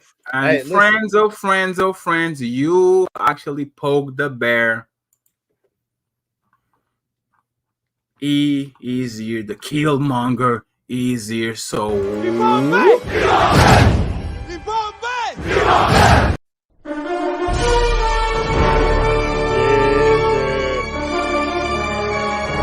Black Dash. Oh shit! Shout out to Black Dash. Nigga, shout out with that Air Force sweater and that white microphone. Oh my god! What is that, Israel? Yo, so 2 books, right? The Jewish Phenomenon by Stephen Sibler, and then Thou Shalt Prosper by Daniel. It's by Rabbi Daniel Lapin. Both of those books go in explicit detail about part of the power of the little hats is the fact that they never forget. They always hold that thing that happened at the center of their experience. So when people try to make it seem as if we're so wrong for trying to reach back and to try to gain strength or trying to gain some type of continuity from what we went through, y'all are lost, man. Because these are books by actual. Hold on, these are books. That's not okay. Whatever you want to say. These are books. Let me see. Stand up, Israel. Let me see your back. Let me see them whips on your back. Stand up. These are pull your shirt up. Let me see them whips on your back. These are books by actual little hat people and rabbis who talk about it often. So you got it. You got it. Hey, friends, we are going to introduce Ink and Little Black Book again on the conversation. After the answer, I will start the bounties on the last hour of the show. So survive. You have to survive. The last question again is about, is your God and religion above your own people? But first, I want to start with this for Little Black Book. And if you want to add something more than what we actually talk about, let me know. You are a UK citizen. What's your descent? You are Nigerian, right? No, I'm Ghanaian. You're from Ghana. Okay, so that's perfect. If you won an Olympic medal tomorrow, what will be the flags that will be on your back? A Ghana one. Straight up. Yeah, simply put, straight up. Yeah. Because, but again, like I said, it depends on the context, right? Because we normally do like a sport usually by your nationality that you're based on. We don't do it by race. You know what I mean? So, you know, if it had been a race situation, yeah, I'd be wearing a black flag, wouldn't I? Because I would consider myself to be a black person. Yes. But it's interesting, this whole conversation has obviously stemmed from, and I'm so sorry for asking that. I originally said it stemmed from the fact I said that, you know, I feel like sometimes when you speak to black Americans that they hold the cards on what a black experience is. And actually, the conversation proved that point, because the conversation went the whole mill about trying to prove that the experience is the only experience almost as if that black people have gone through. And around the world, black people have experienced so many atrocities. And I was never downplaying the experience of black Americans. It is different to other people's. Absolutely, it's different to other black people's. But other black people have gone through atrocities. We were also taken from our homes and put in other places as well, you know. And so when we talk about obviously experiences, I'm never downplaying your experience. I actually kind of agree with you, Israel, as well, and Fadi, in terms of part of the conversation. You should never forget. I'm sorry. If someone could do that violence to you, you don't forget, right? But you also, I agree with him, Mr. Fantastic. I can't dwell on it every single day, right? But we also have to be fair and say that in amongst the whole situation, this isn't something that happened a couple of hundred years ago. The effects of the slavery transformed. So it changed. It didn't just stay as in shackles and in chains. It transformed itself. You had Jim Crow come in first, which was physical segregation, which also does something to you mentally, right? And then it goes systematically. So I'm never going to downplay the effects of what slavery has done, because it's transformed itself, as to why there are certain effects on certain people, not just in America, but it happens in Europe too. But that's a whole bunch of a conversation as well too. My thing here is that this conversation starts off with, is it nation or race? And I think it goes back to the original aspect that if we were to talk about what the threat was immediately right now, we are, like I think someone said earlier on, if we're all on this panel and somebody white comes into this room and starts saying something to us, we're all gonna band together, right? Because that's gonna have a common threat as a race, right? But the moment that white person leaves the room, we've immediately done it. We've segregated ourselves. We've gone back into what we call families. And it's interesting that you guys chose Israel as a particular institute or a particular nation, as to speak, because they are a bunch. When we talk about Israel and the formulation of them, and I won't say names because I don't want anybody to get in trouble with them, here, right? But there were families that were working on behalf of the Zionist agenda. So it's not just a case of race, it's actually families. That's why I mentioned the word families from the beginning. So if you've ever done some research around it, you find that, quote unquote, there are 13 families, but you can go into that a bit deeper. But the main one that you guys will know about, because they own banks and stuff, was one as Rothschilds. As a family, they were involved with Germany, they were involved with England, they were involved with all major European nations. They actually were going to benefit whoever won the war. It didn't matter who won, because they had family members in each country who were controlling the banks and the money and the finances. And that's in the history. That's just, you go back and you read the history books, you'll find out the Rothschilds are involved in every single country. So when the war was happening in the immediate ones between the 1948, they are the warlords. They are the unofficial warlords. They were there. They decide which war is dealt and which war is stopped. They are actually exactly. But it comes back to that same question again. Do you realize it's about family. But you're not. You're misspeaking though. Listen, even though you're right, you're still wrong. Okay. The Rothschilds had other families surrounding them to move the way they are. So they was moving as a tribe. They was moving as a tribe. See, the thing is fatty. Well, I just corrected the term with family is tribe, right? They don't give a fuck about family. But... Yeah. So instead of, they look at, because we said race, when we look at race, the most sickest shit has been done to each other. Goddamn, white people been fucking slaughtering each other for ages. And we act like we don't understand that. But what they stand on, they stand over tribes first. Then they go to nations. And no, they don't give a fuck about race. And I'm going to keep it a bean. We don't either. We don't give a fuck about race. We give a fuck about African Americans. We kind of do. No, we don't. We kind of do. If you know why I know we do? If I see a little black book getting fucking ganged up, no, what it was that boat fight or whatever, that black people were on a boat and there's some white people. Alabama. Yeah, and they jump on that shit and was swimming and shit. We actually care. Yeah, but that was niggas' excuse to fight white folks. Now, hold on. Now, Fatty, hold on. See, y'all out of y'all wheelhouse. Now, hold on. For y'all I live out niggas, there, so what you want to tell me? Hold on. Again, Israel don't matter, brother. You I got you next. You a transplant, brother. You not no down south nigga for real. Now, Mr. Elijah can motherfucking confirm this, and he can say he from the south. He can confirm this. Just like them niggas band together to whoop them white folks, niggas are band together and beat the hell out of some niggas. All you need is some Lil Jon, some 3-6 Mafia in the background, or hell, enough motherfucking powder. That doesn't deny the point. That doesn't deny the point. It does, because in America you don't understand what Fantastic saying. In America, look, in America you got a group of niggas that's opportunists.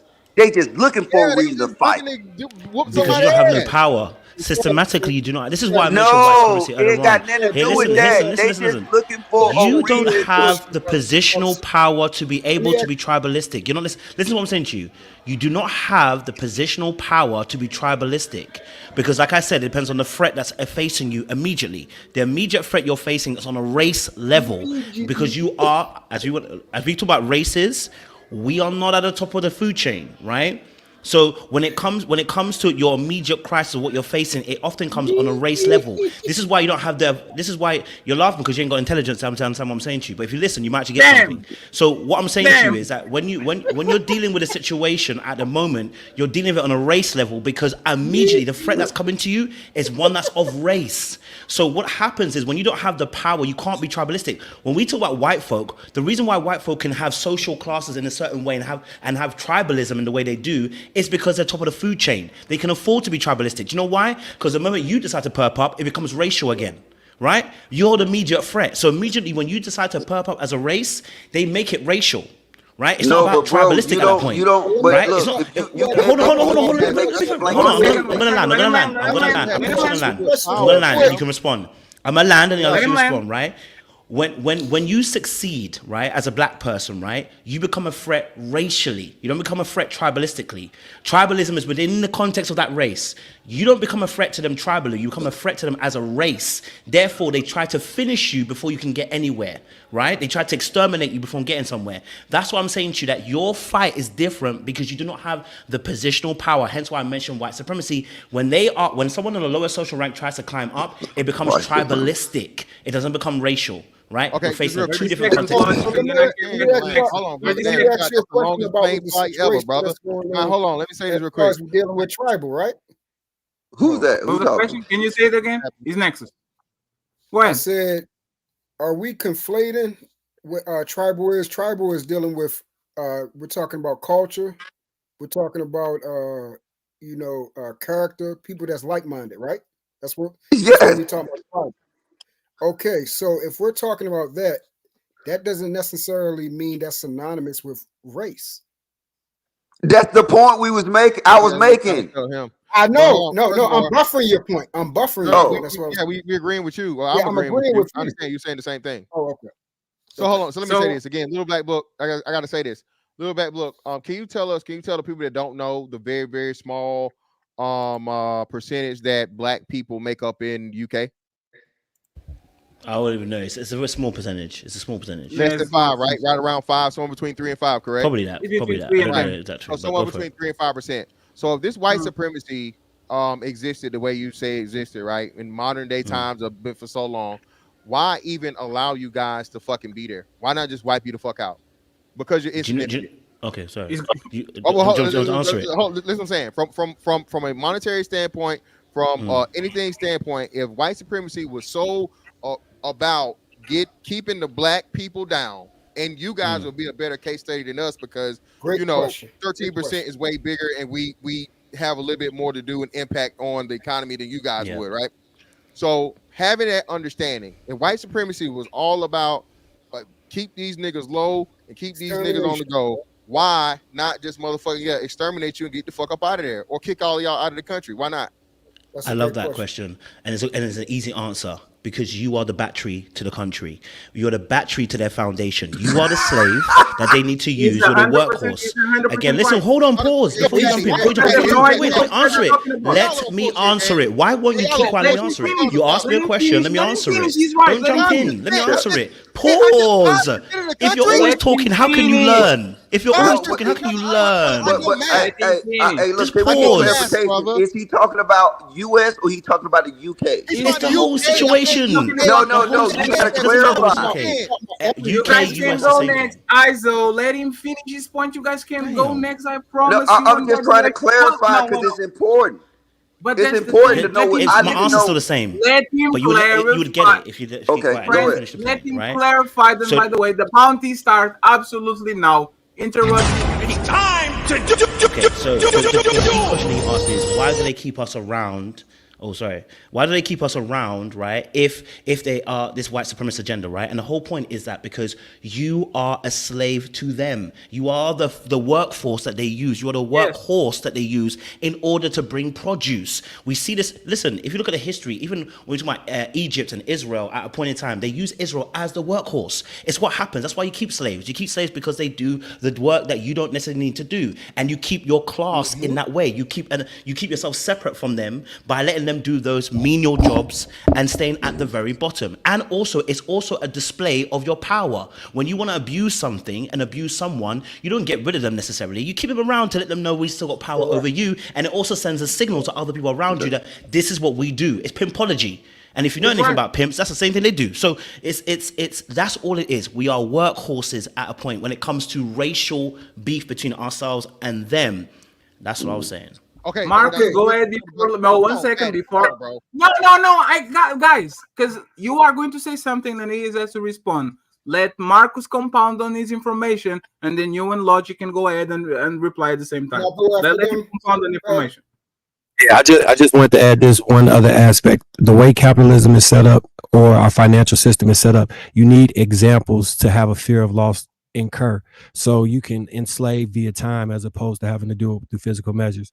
If you don't do XYZ, then you don't achieve XYZ. So you need somebody to point at. Is why we don't have an egalitarian system, because then you would not have the same levers of control over people. It's the illusion of inclusion, or the ability. It was the thing called meritorious mission. I might be saying it wrong, but it was in order to get free, all you had to do was tell for a slave revolt or save a master's life in regards to that, a slave master's life. So what? Let him land, Logic. Let him land. Go ahead. So what you do is incentivize keeping somebody at the bottom, and then the only way to escape that class is to disassociate and ensure the people beneath you remain within that same class. It's a strategic tactic. They've done it when it came to buffer classes, or they've also done it with like Rwanda and the Hutus and Tutsis. Like, this is what people do when they want to disassociate and keep a line or a divide. It's part of a divide and conquer strategy. All right. Hold on, fam. Again, for one, brother, I asked you this reason and for a reason, brother, and I don't know how you're all this black power in the UK and you don't know this. Secondly, brother, don't ever mention pimping to me ever again and with that accent, brother. Second, you don't know about no damn pimping and no mother. Wait. Stop. Hold on. Stop. Seriously, get back on the serious tip, brother. They were the invaders. They were the one teaching you that shit. Bro, again, no, nothing about it. Like I said, what is your language, sir? He don't know. That's the problem. He's confused. Your language? I don't know shit about no pimping in no goddamn UK. But really? Hold on, man. The whores ran themselves in the UK. No, everything that you know, they taught you. Let him go. Let him go. Go ahead, Fantastic. So listen. For real, seriously. I ask you, brother, I know math, okay? There's no place in the world where 5% of the common people, we're not talking about the industry, we're not talking job creators, we're not talking billionaires, the working class, 5%, brother. You 5% of you're never gonna make that fucking equal to where you're the battery of the community and you're the life's blood of the whole fucking country. Bro, you are fucking crazy. They'll kick your ass the fuck up out of here. It was my goal, man. Let him know. Let him land the point, because I want to reply specifically to this point that he said, because you are ignorant about what you're talking about. But let's go. I'm really not. Because again, we got it over here in America, and it is what it is. So and then furthermore, is black people are you saying all black people are poor? Of course not, right? But we know that you have poor people of the fucking majority race, which are going to be also those people doing more of the work Yes. than you are. So that's why I say you niggas got this infatuation with and this fantasy when it comes to just the oppression and white supremacy. Bro, white folks don't even like poor white folks. That's what y'all don't understand. White people are more fucking classist than they hold are. on. Thank you for saying that. Hold on. Because they're class. Wait. Because they're classes. Hold on, Israel. I was way to go, nigga. I was way to go. Look, I'm just saying this because Mr. Fantastic said it. I'm gonna just elaborate on it a little bit more, right? You disconnected, bro. So don't try to use the U.S. It's no way black people is the labor force. No way. Black people in America, you know where they reside at? In cities. So guess what? All them other entities that you consider labor force, whether it's Burger King, McDonald's, all that bullshit, white people gotta work it. So now, even if you looking at hard manual labor, that's not even black people in America. That's Mexicans. So I don't know what world you're. Yes. I don't know what world you're talking about. Can I hold on. You meant foundation. I want to let him answer that. I want to let him let him finish because after he finishes. Turn. Yeah, you told me it was my turn. You can talk all that you want to, yell and scream. You lost. It is my turn. You lost the game. It's my turn. nigga, you got 2 minute sound effects. Go ahead, sir. No, look, I want Black Book to respond to that because see, this is the problem. When we have them points like he just made go unchallenged, when it's absolutely wrong. And Fantastic made an excellent point. If y'all 5% of the population, how the fuck can y'all be the workforce? How can y'all be the manual labor? The same way you were not less than 10% of the population and you literally serve as cattle and slaves to build everything around yourself. Exactly. And you were 10% of the population and still the major burden of building shit was on your fucking back. So you checkmated yourself because a small percentage of the population was building a big part of the infrastructure. Even if you go. What you mean no? What no. Wait, I'm finna fuck y'all up with this answer. I'm finna fuck y'all up with this answer. What you mean no? Wait. Let me answer Fatty. Where was slavery located in America? In the South. Wait. Where was it located in America? In the South for most part. In the South, southern states. So like we could just say, I'm gonna give you from Virginia on down, right? Virginia, I give you Florida, and then you know what I'm saying. So what you gotta realize is that, do you know the size of that compared to America? Thank you. No, Fatty. The other places ISO. So, friends, percentage are percentage. I will guarantee you, 1 second, I will guarantee you that the percentage of black people in Alabama was still 7%, and those motherfuckers were speaking 99% of the quorum. That's the point. The percentage. 1 second. I'm not saying that throughout the United States in equal areas, black people were the one to carry that weight. I'm just saying there's parts of the world. Let me give you a great example. Portugal was the king of the world for a period of time. You know why? Because they were getting cotton, they were getting sugar, and they were getting coal from the Brazilians. You know what's speaking? No, 1 second. You know what's speaking that shit? Black slaves that were shipped to there to get their shit. And just to finish the point, so you guys can go and fight each other. The United Kingdom, Portugal, France, their economies will collapse if you remove black people and the immigrants from the structure to the point where, to the point where there are actually policies to bring people from other places because the birth rate is down, the jobs nobody wants them, and if you doubt that shit, look to the economic impact of Brexit. As soon as the borders closed and those people didn't have the freedom to actually go back and forth, look at what happened to their shit. So again, we are not saying this is what you had to do. I'll finish. We are not saying that these people build the house. we are saying that their power cord is literally to connect it to our house. And if my house gets fucked up, you might have the television, but that shit is not going to that shit is not going to work. That's the only thing. But Fatty, listen to the point. This is the point. You had this is wait, because this is important, right? You had to go back to slavery. The point that little black book made. Listen, wait, hold up. We was not talking about slavery. He was talking about now. In order to prove his point. Wait, hold up. All right, hold on, wait, listen. He made a statement and he was talking about white supremacists and he was talking about now. He said in the UK and the United States, and he said that a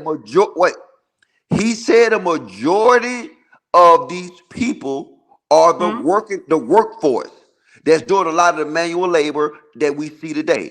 Yes, the migrants. Yes, which we debunked. They do the job that Europeans don't want to do, so they are the backbone of our society. Listen. That's why I was telling him.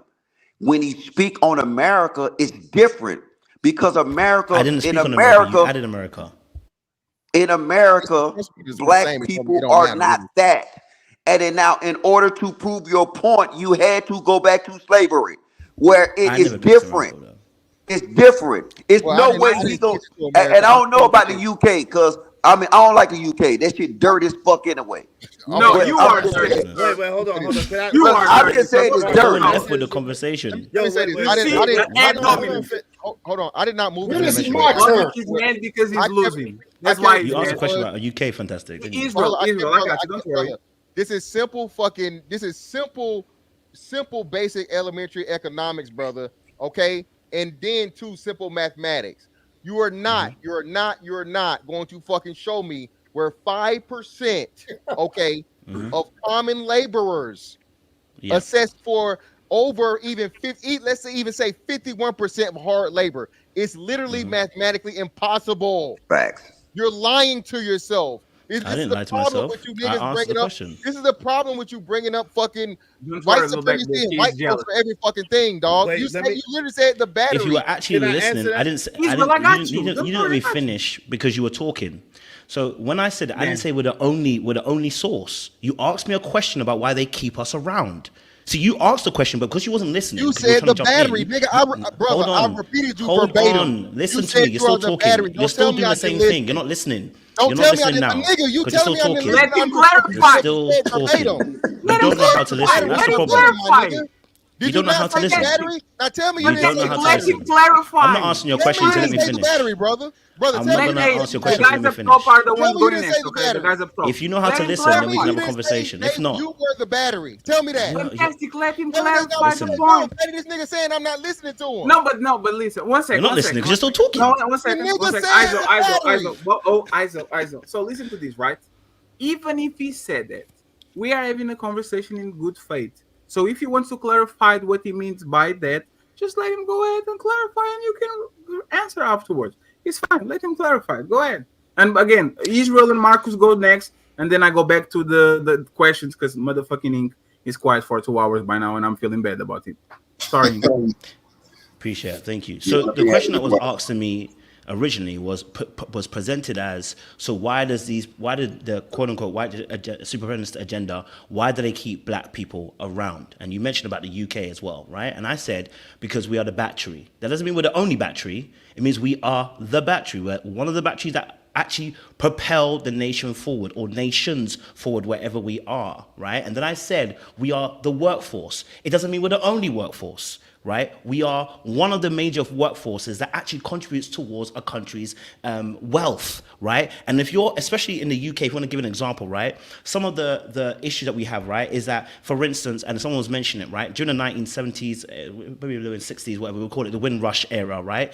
Their economy was suffering in terms of just doing the simple menial jobs like being a nurse, your kind of, how do you call it, your service jobs, right? Your nursing and your firemen and all that kind of thing, right? They went to the Caribbean and was like, guys, you're part of the Commonwealth. We just want you guys to come over and fill up the workforce in order to boost up this economy. And once you come over here, we're going to give you stay. We're going to allow you guys to be a part of this country. You get to earn money and moolah while you're here, etc., right?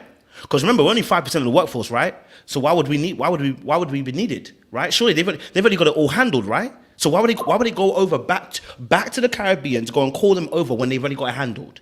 So clearly it was something that was happening in their economy that they needed us to be a part of it. They went over, they called us over, I called Caribbeans over, they came over and started doing those jobs that they didn't necessarily have the workforce for, right? Help their economy. And what happened is, in the last recent few years, what actually happened through policy in the government was that they actually revised the people that came over through the wing rush and said, you know what, you ain't got a passport or you ain't got your identification, we're sending you back. Even though you've been here for almost 30, 40, 50 years, working in the labor force, paying tax and everything, but we're gonna send you back. That is what I mean by when I say about exploitation of the workforce, that we are a powerful force. I didn't say we're the only one. I said we are a powerful force because we are the battery and we are a workhorse. They use us to gain wealth. Right? If I go and sell a product, but I don't have to pay for the workforce that produces the product, guess what? I'm reaping 100% of their profits. And that's why they gave an example about slavery, because it's the easiest one to be in front of you, because we just had a conversation about it. It's the easiest one to show you that when someone gets cotton and doesn't have to pay the workforce very much, in fact, we see it in modern day and era, right? We have a shop called Primark. You guys probably have the same kind of shop in America, but it might be a different name, where they outsource the labor force in a complete different country, in Asia, and they pay them pennies. Right? And then the company in this country reaps all the benefits because they've exploited a workforce. That's what we mean. Exactly. So that is when I say about batching workforce, what I mean. Lil Black Book, can you stop there, please? Bars, Israel and Marcus are going dead. Fantastic. What? Listen to what he said. I heard No, I got you, brother. We're in the conversation. I'm just saying this. His example was the example I was going to use. Me too. European and American companies, instead of giving the job to their people, they go, brother. Right? No, but that's the thing. They go to this is for the public.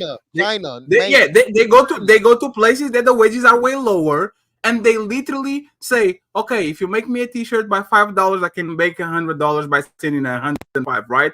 They don't need them. They could use their own people, but they actually go out of their way to outsource their shit because, like everybody else, the color that matters is green. So these white people are doing exactly the same thing for centuries. I don't care if you're black. I don't care if you're white. If you can give me free labor, if you can give me thumbnails, if you can give me timestamps, if you can give me free promotion, I will keep most of my money.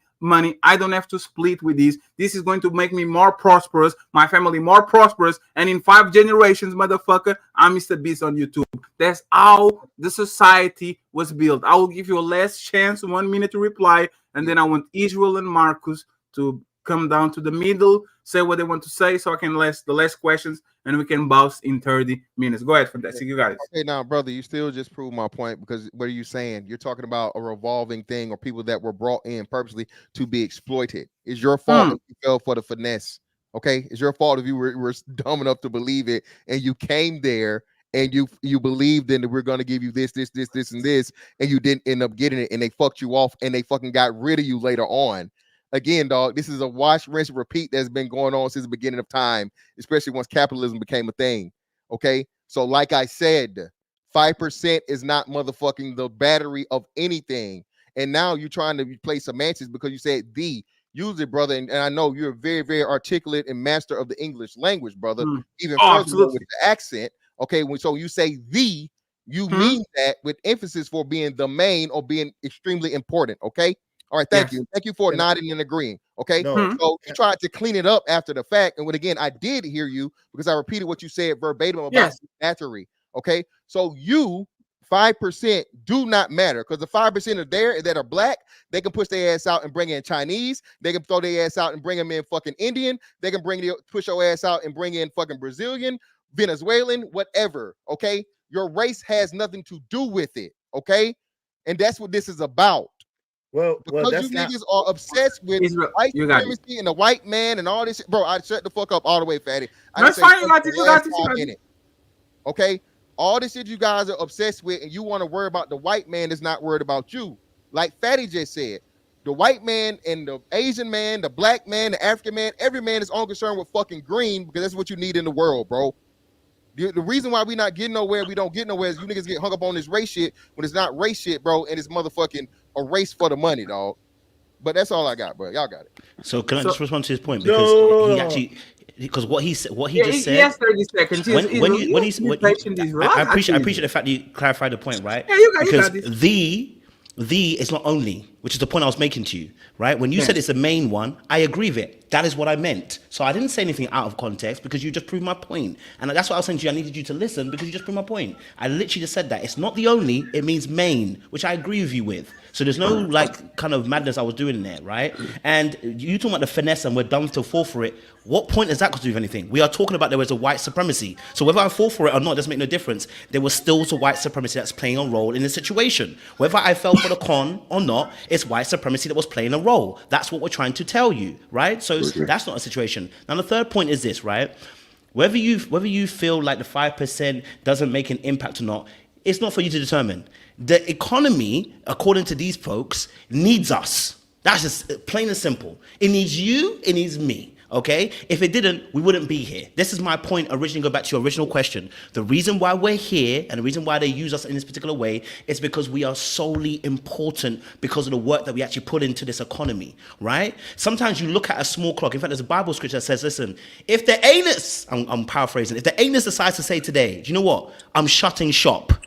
You're going to find out how powerful that anus is. Yet the anus is very small on the body, right? You got bigger muscles and different parts of your body that are much larger. If the anus says today... The Bible? I know you didn't say the Bible. Bible. The Bible talks about the body. Did you hear me say? I said paraphrasing. This is why I said I paraphrased.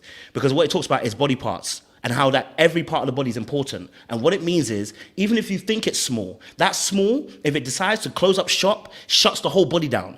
So if you're, and excuse me, I'm gonna have to say pause because I know I didn't say that before. I do apologize. If you but if your thing goes soup and says, you know what, we're shutting up for the whole week, you're gonna find out that the rest of your body, it don't matter how powerful the rest of the body is, it gonna suffer.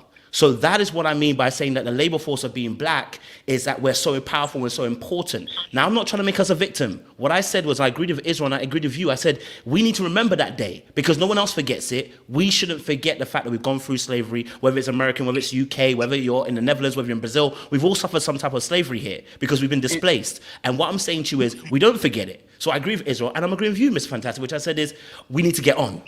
So, okay. There's no so I want to point something out, Israel and Marcus. It's going to be 5 seconds, right?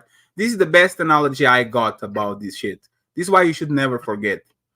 It's like somebody goes to your house, pick up the television, steal that shit from you, gets the television, go to their house, and now they're watching the game, and you get inside of their house, you sit on the couch, and the motherfucker looks at you and says, why are you in my house watching my show, watching the soccer game? No, you stole the television from me. You took it through my house. You put it on yours. You are watching the game. You don't get to be offended by me going to your house and watching that shit on my own television. You shouldn't forget that they took the television from you. That's your shit. So that's the point. Acknowledge realities and still tell people to not be victimized and to strive for greatness is the best thing you can do. But when you start to say people to kind of move forward and kind of like saying, it is what it is, grow up, all that shit, that's when you forget that you still are a motherfucking, and I'm not going to say it because it sounds bad, but But you know, Fatty, what's even Israel and Marcus, go ahead. You are jealous, Mr. Logic, because you are losing. Israel and Marcus, go ahead. Israel and Marcus, go ahead. Let me give some. Israel and Marcus, go ahead. I will open for everybody for the last 2 questions because my boy Prime is here. Marcus, the other Marcus is here. So and I'm fucking back because all you assholes were talking some shit earlier. Wait, you lose, bro. You're not here. So Israel and Marcus, uninterrupted. Please don't pass the ball, Israel. Please don't pass the ball, Marcus. They will steal that shit and they're going to run. Go ahead. You know what's even crazier than that? What's even crazier than that is it's like a Monopoly game.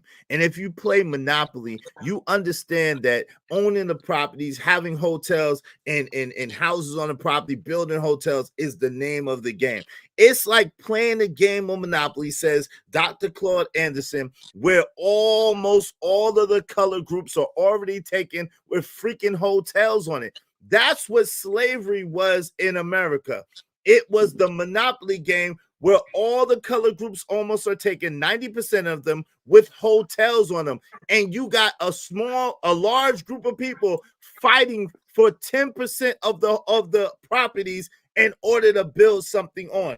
So that's where the effect is, like Fatty was saying before. You got generation and generation and generational wealth built on free labor. Like Lil Black Book was saying, it didn't cost them nothing. So guess what? Even if you equate it to the drug game, if you get the work for the low, you could sell the product for low because you didn't pay nothing or hardly nothing for it. You could sell it for the low. And when you sell it for the low, the other people could buy it and make markup on it. And that is the economy. That's how the South and the North made money off of slavery, and this went into generations infinitum. Now, fast forward to now. Why does it affect us? How does it affect us? Well, all the money has already been put into the game. Most of the land is already owned and been passed down 5-6 times. Most of us and our people don't leave us nothing, don't give us nothing. There are some that do, but most don't. So now we're fighting over. So now we're fighting over crumbs, and most of the game is rigged. That's how it affects us now, even though we are not in slavery or being enslaved, because all of the profits have already been sold and land has been bought, and we don't have anything in fighting over. See, Fat, you're allowing him to say something that's not true. What he's meaning to say is not true. Ridiculous. What he's saying, all the land is not bought. You mean all the land in the cities is bought. I didn't say all the land. I said 90% of the land. I just said 90% of the land is not. No, you can obtain. Isn't that a technicality? No, it's not a technicality. These niggas want to just go to Houston, Atlanta, LA, New York. You can take your ass anywhere and buy plenty of fucking land. You can buy acres upon acres upon acres. You can't buy the system, silly. You can't buy the system. Said no. You said land. The system is the hotels. Okay, did you not say land? You missing the point. Did you not? Okay. Oh wait. Did you not say land? I said a lot more than land. The system is the hotels. The system is the hotels on the land, which you can never own. Okay, listen. Can you not buy the land? You can buy some land, yes. Okay, so now watch this. How many people do you need to create a town in America? Didn't you say 10 to 30? I'm not sure. I don't know. Okay, all right, 10 to 30, right? So now, black people have the resources. They can create their own town. They can create their own cities. Do you know if you create your own towns and cities, you know what you create? Hello? Go ahead, Logic. We don't know. Go ahead, I'm listening to you. You create laws. Bro, yeah, exactly. Rosewood, Tulsa, Oklahoma, anybody. They didn't go back to slavery. No. You silly? That's this nigga go. That was after slavery, that's not bro. slavery. That was way after slavery. Proving our point, guys. He's proving our point. Look, proving our point. Logic. He's going back. He's going back. No. Fatty, you full of shit. Cause this nigga, what he's saying, if you saying, look, I agree with what you saying, but see, this is what y'all want, right? What? Hey, look, Boxman Black, the little black book nigga, where he at? No. This gonna make the point. This gonna make the point right here, Fatty. Just wait. Just let me land this. Where Black Book at? Yeah, you have 1 minute, Logic, because I have to put Marcus on the microphone. Okay. I'm here, brother. What you need from me, brother? I ain't said fantastic. I said Black Book, right? There you go. All right. So you said you're from where? UK. Oh, you want the original country, Ghana? Ghana, right? Yeah. So you came to the UK by choice, right? Absolutely, yeah. My parents did, yeah. All right. So now you went to this so-called white supremacy area when you left Ghana. So now watch this. What if the white supremacy people that was in the UK go to Ghana? What you think they experience?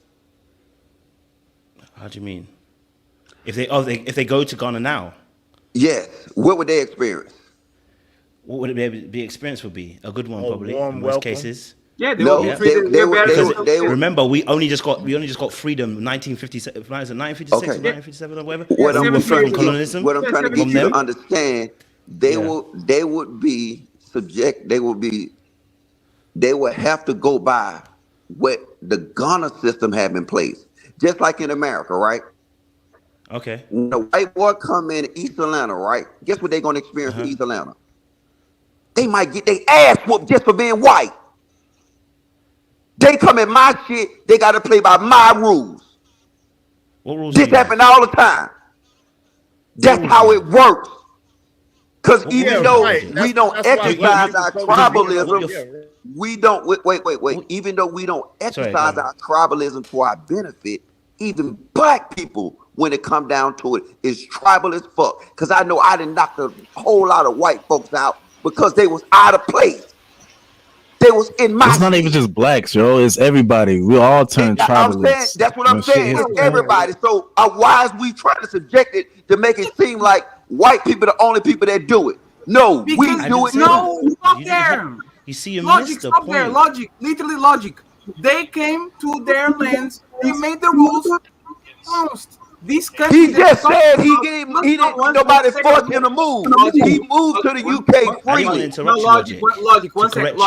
Logic. The same way you won the war against the Britons, but you still talk English. You still wear the same colors of the flag. The costumes are still a lot of them the same. The religion is the same. Just because you lose doesn't mean that you weren't assimilated. And the thing is, they assimilated the cultures and then they spit them out. So the rules are going to be contingent on whatever you have. Because let me give you one example. This is a very small example so you can rebut that shit.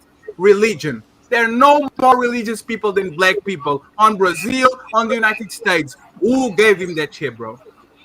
Yeah, but black people ain't religious, man. They don't practice that shit. Let's keep it my God, Lord, you moving the I'm keeping a being with you. They don't practice that shit. And see, now you tried to say Black Book. Like I said, Black Book took his ass to this so-called white supremacy country, right? Freely. Black. Yeah. So you Black Book, did somebody put you on a boat and take you to England? No. You went there freely. So now you subjected to they laws, they rules, they tradition, they cultures, right? You can complain all you want to. The same way, if they come to Ghana, they subject themselves to your rules, your laws, your tradition. Your rules were only way you. No, it's the point I'm making is that even us as black Americans, we exercise the same fucking thing. White people and any black nigga on here that can refute that, I dare them. White people come to our neighborhood. Black people come to our neighborhoods and we beat their ass. We had them motherfuckers running around scared. They're subjected to our rules. Do you lock Wait, them up? wait. One second, guys. They're not hey, guys, your rules. There's a microphone to Marcus. I just want to say one thing to Logics. I still think Little Black Book got you cooked, bro. He got cooked. Adrian, you didn't go down like that, huh? He got cooked. Yeah, I think he cooked me, but didn't say nothing. You just man, look. Hey, Fatty, he not even with you, nigga. He ain't even part of the European Union. Wait, hold on. Marcus' turn. Hey, this nigga cut your neck off. Y'all ain't even together. Nigga, you in Portugal. Logic is in Germany right now by his own choice. But hey ho. So I just want to say that Little Black Book and Israel point was so African that it's really not much for me to cook on, other than it's ironic that the people who lost the debate are still worried about the past. Bars. What? Well, rest my case, bars. Yeah. Whoa.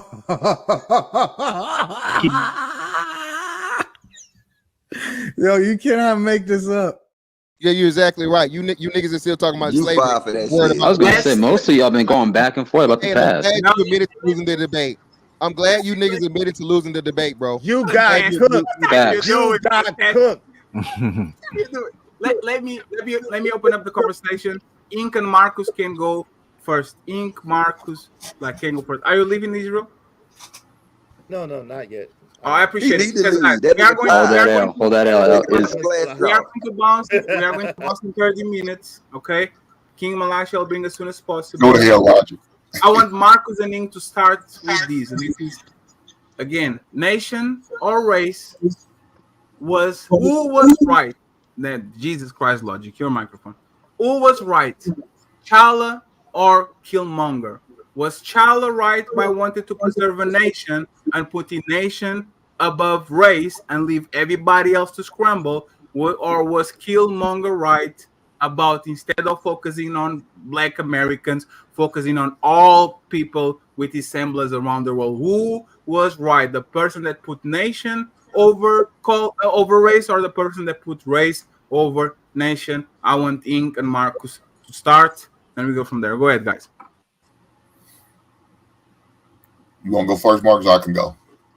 Knock yourself out, Hank. Go ahead. Man, look, I'm all about taking care of home first. That's me. I'm all about taking care of home first. Everybody else needs to fend for themselves. So Chala was right by prioritizing nation over race. Okay, I got you. Marcus, go ahead, sir.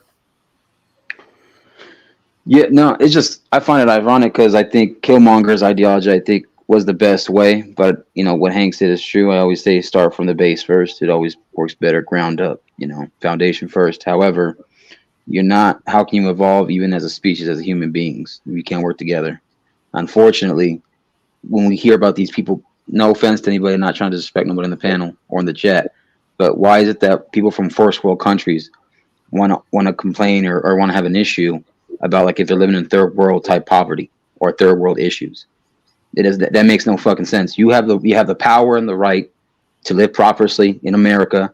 You can start your own business. You can be your own entrepreneur. You can hold your own. You can be your own boss if you really want to. You don't have to take shit from no boss if you don't really have to. If you don't want to, start some capitalism on yourself. Invest in each other. Talk around each other. Even if you got to be friends with a neighbor that even in your same race. I don't care if he's Indian or Asian. Talk to them. See if y'all can shake hands and be business partners together. And then you can be selfish behind the scenes and build your own community if you want to. But we keep dividing each other. That's not going to help nobody. That's only going to show more of a human being selfishness. And that's why they should pay reparations to Black people, right? You guys want them to shut the fuck up. Pay up. Just go ahead, pay the money. And after that, listen, nobody can cry. There will be listen, fair, right? And like I said, I hold the same energy to my own Hispanic Latino culture. I can't stand when they bitch and complain. But guess what? The ones that are coming over here without legal documentation or paperwork are still hustling, still want to take pay cuts. But the ones that want to complain that are born and raised here want to complain the most. I hold the same energy. So I ain't trying to come at any of it here in the panel. It's not about Marcus, it's not about Black people, right? It's like that people want the right to complain. Rich people complain all the motherfucking time, bro. First world country people.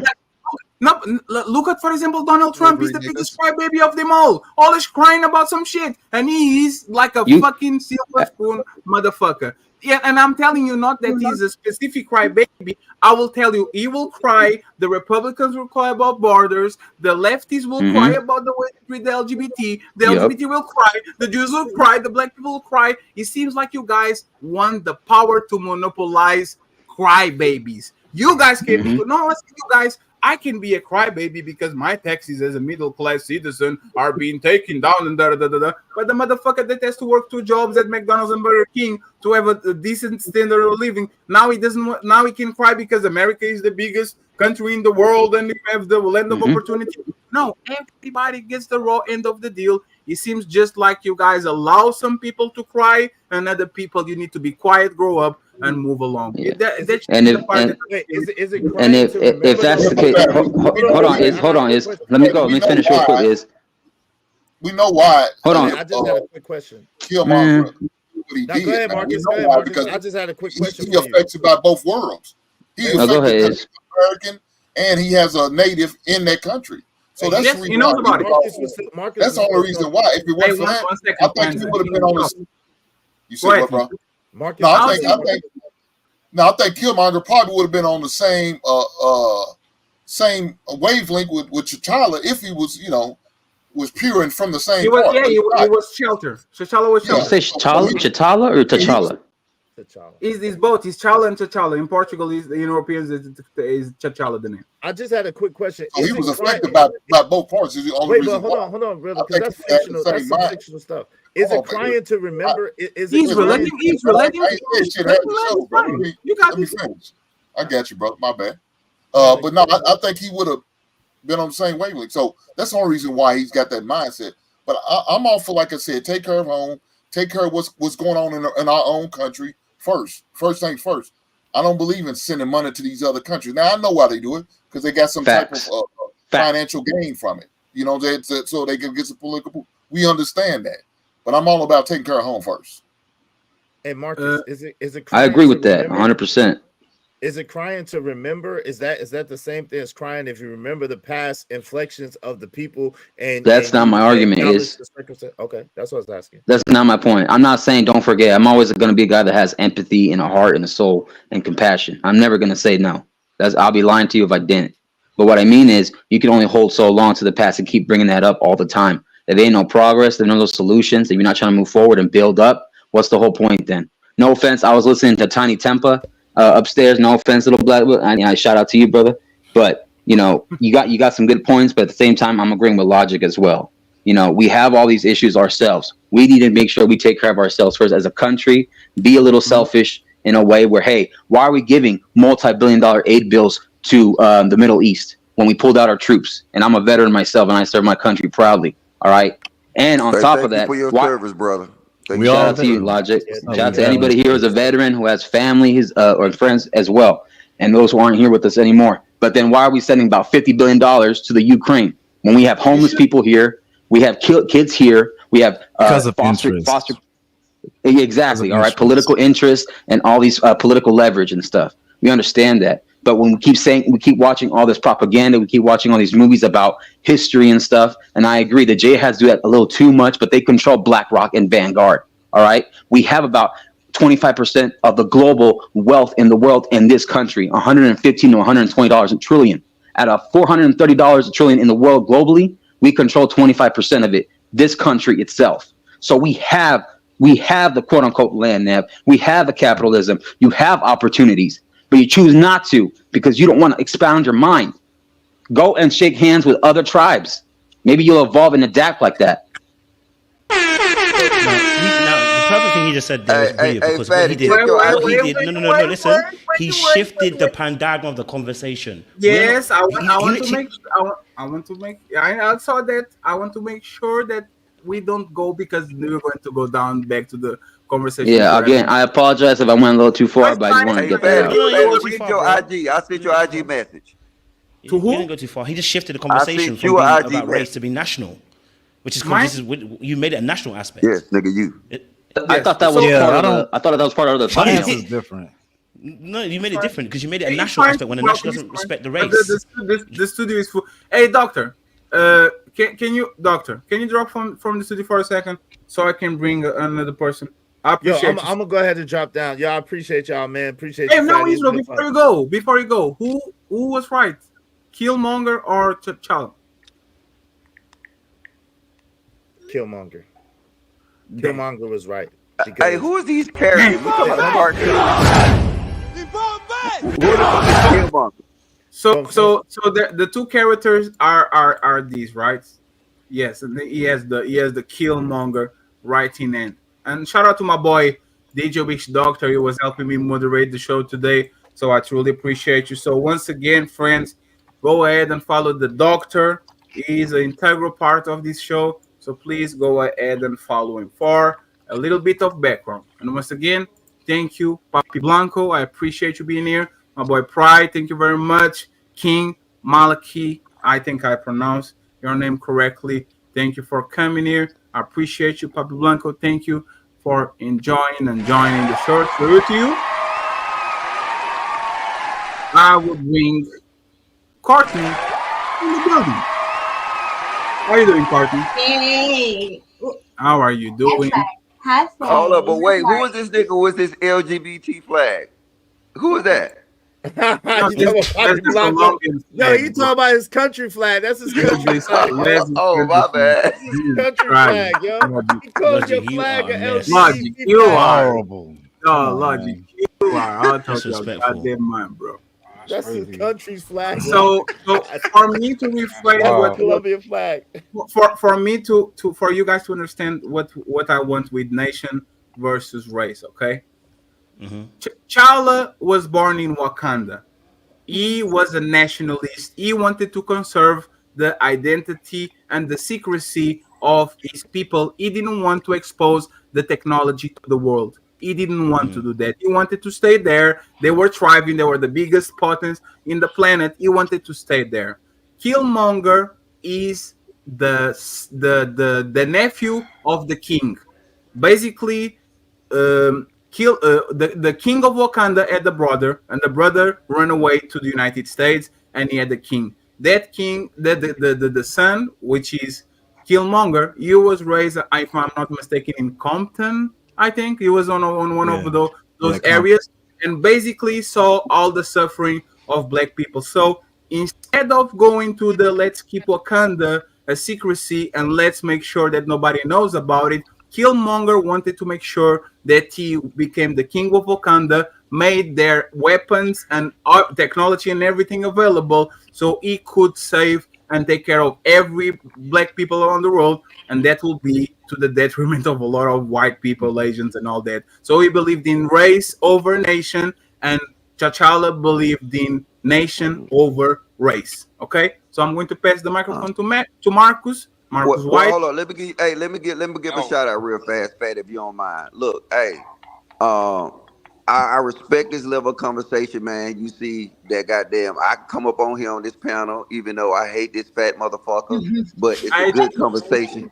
It's a good conversation, and then you know what I'm saying. You can see Courtney Michelle came up here. You know what I'm saying, to respect the conversation, man. Get rid of all the beef, man. Let's have genuine conversations, and let's goddamn actually. I am delivered.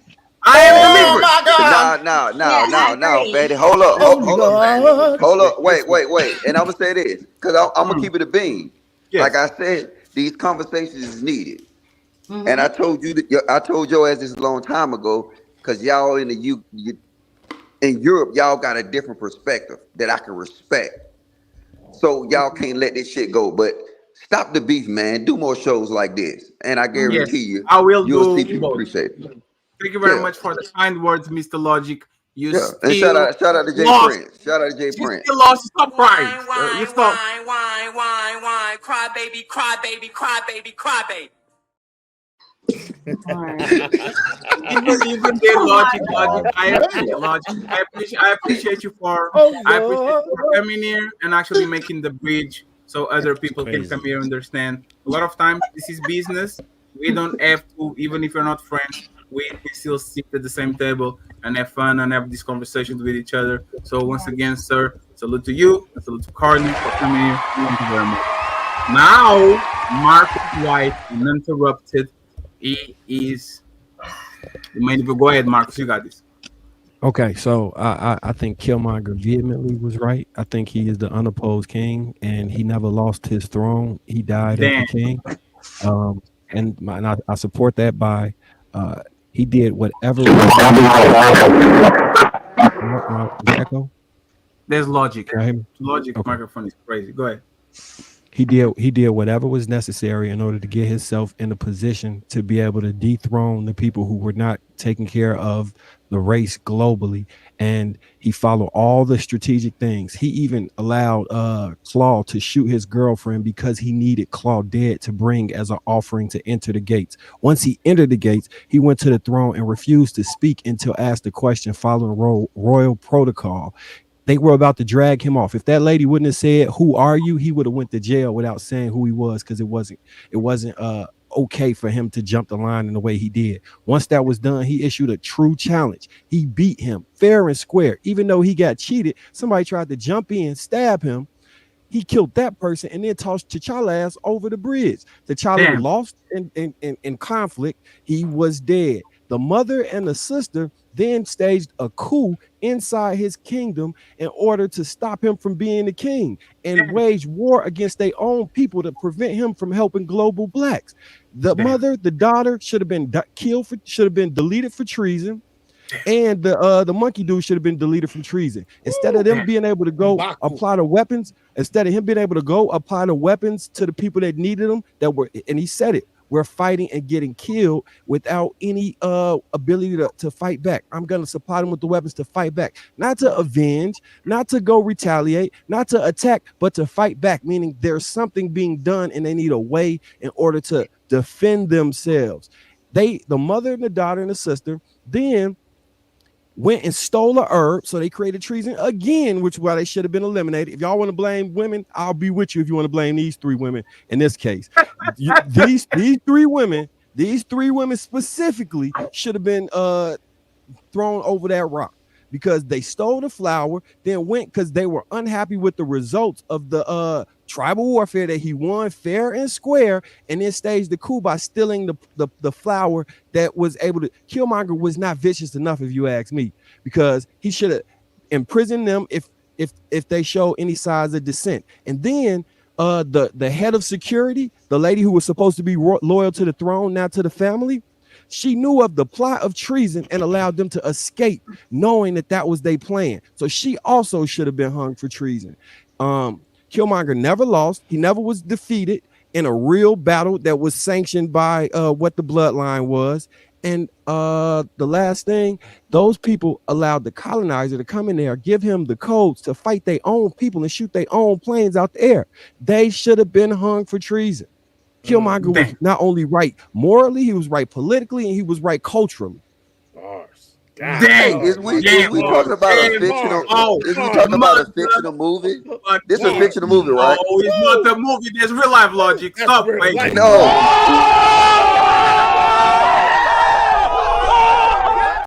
Killmonger was no, we're literally quoting a fictional movie like it's fucking fact. This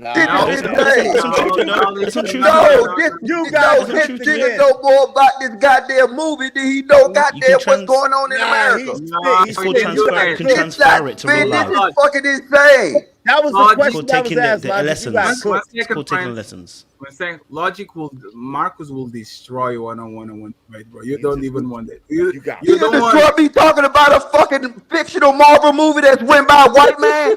Is you fucking for real? That's very true, though. It wasn't written by a white man. Sir. It's written by a white man. Exists everywhere, so yeah, even in comic books. Written by a black man. No, sir. Even if that's the case, right? The fictional story, you can for example put it next to Malcolm X and Martin Luther King. The more abrasive approach versus the more inclusive approach. Should be harsher on the people that are oppressors. Should we actually try to talk and argue with them? There's a lot of folklore there that is based on real life that we can translate to this. This is why we are using this shit. So once again, Killmonger won against T'Challa in the comic book as well. What's up, Savage? But that's the thing.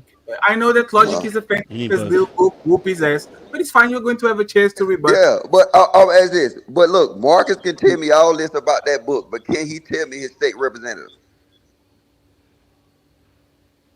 That's just a prick. So. Hey, Marcus, can you tell me your state representative? Can I say something? I'm sorry. yes, Michelle and Papi Blanco, please go. He said Mitch McConnell. Yes, please go next. Papi Blanco and Courtney. Nation versus race. Who was right, T'Challa or Killmonger? Go ahead, both of you. Go ahead, Courtney? You go first. Damn. Well, I'm sorry. Who's going first? You can go first.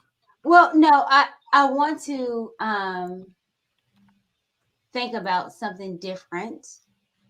I watched the Leave the World Behind. I didn't saw And that I one. think the Killmonger and what we're doing in that, it's great. It's Marvel, it's awesome. I get it. But I think maybe something that we need to think about is the movie which is the Leave the World Behind. That's very, very integral in us. when did that Carney? When did that movie came out? Because if it's recent, we talk about this because it's a very kind of old movie, like I guess 3 years, 4 years. So It's we can not- everybody. a week ago, a week, came 2 weeks out. ago. It just came out, right?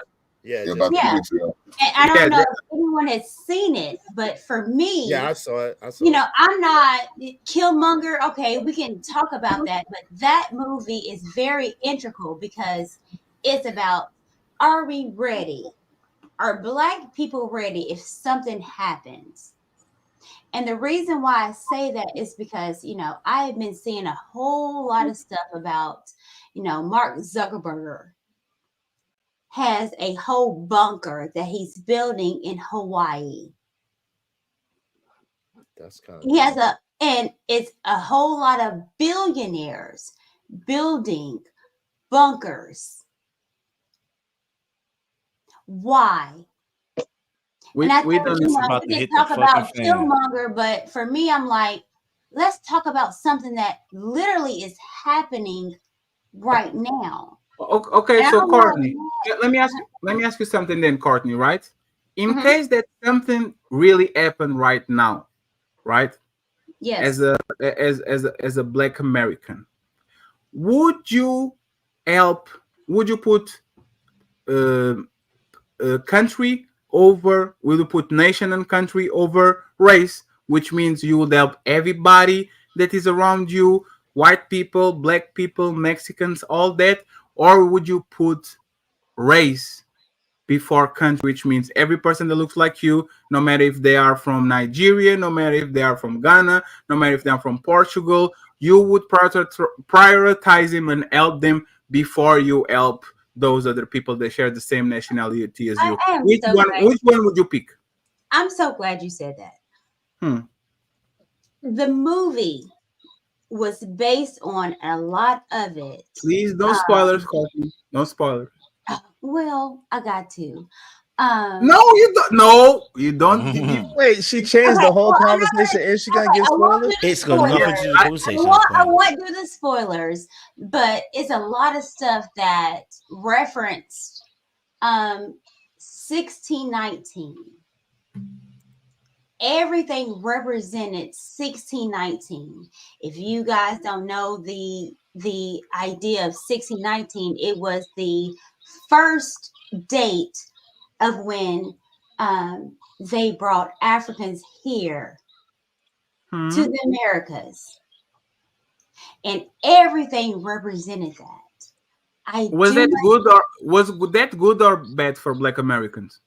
1619 was the date where they brought Africans here to the Americas in the Virginia Portlands. And the movie specified everything about it. Yes, but was it positive for Black Americans or was it bad? I don't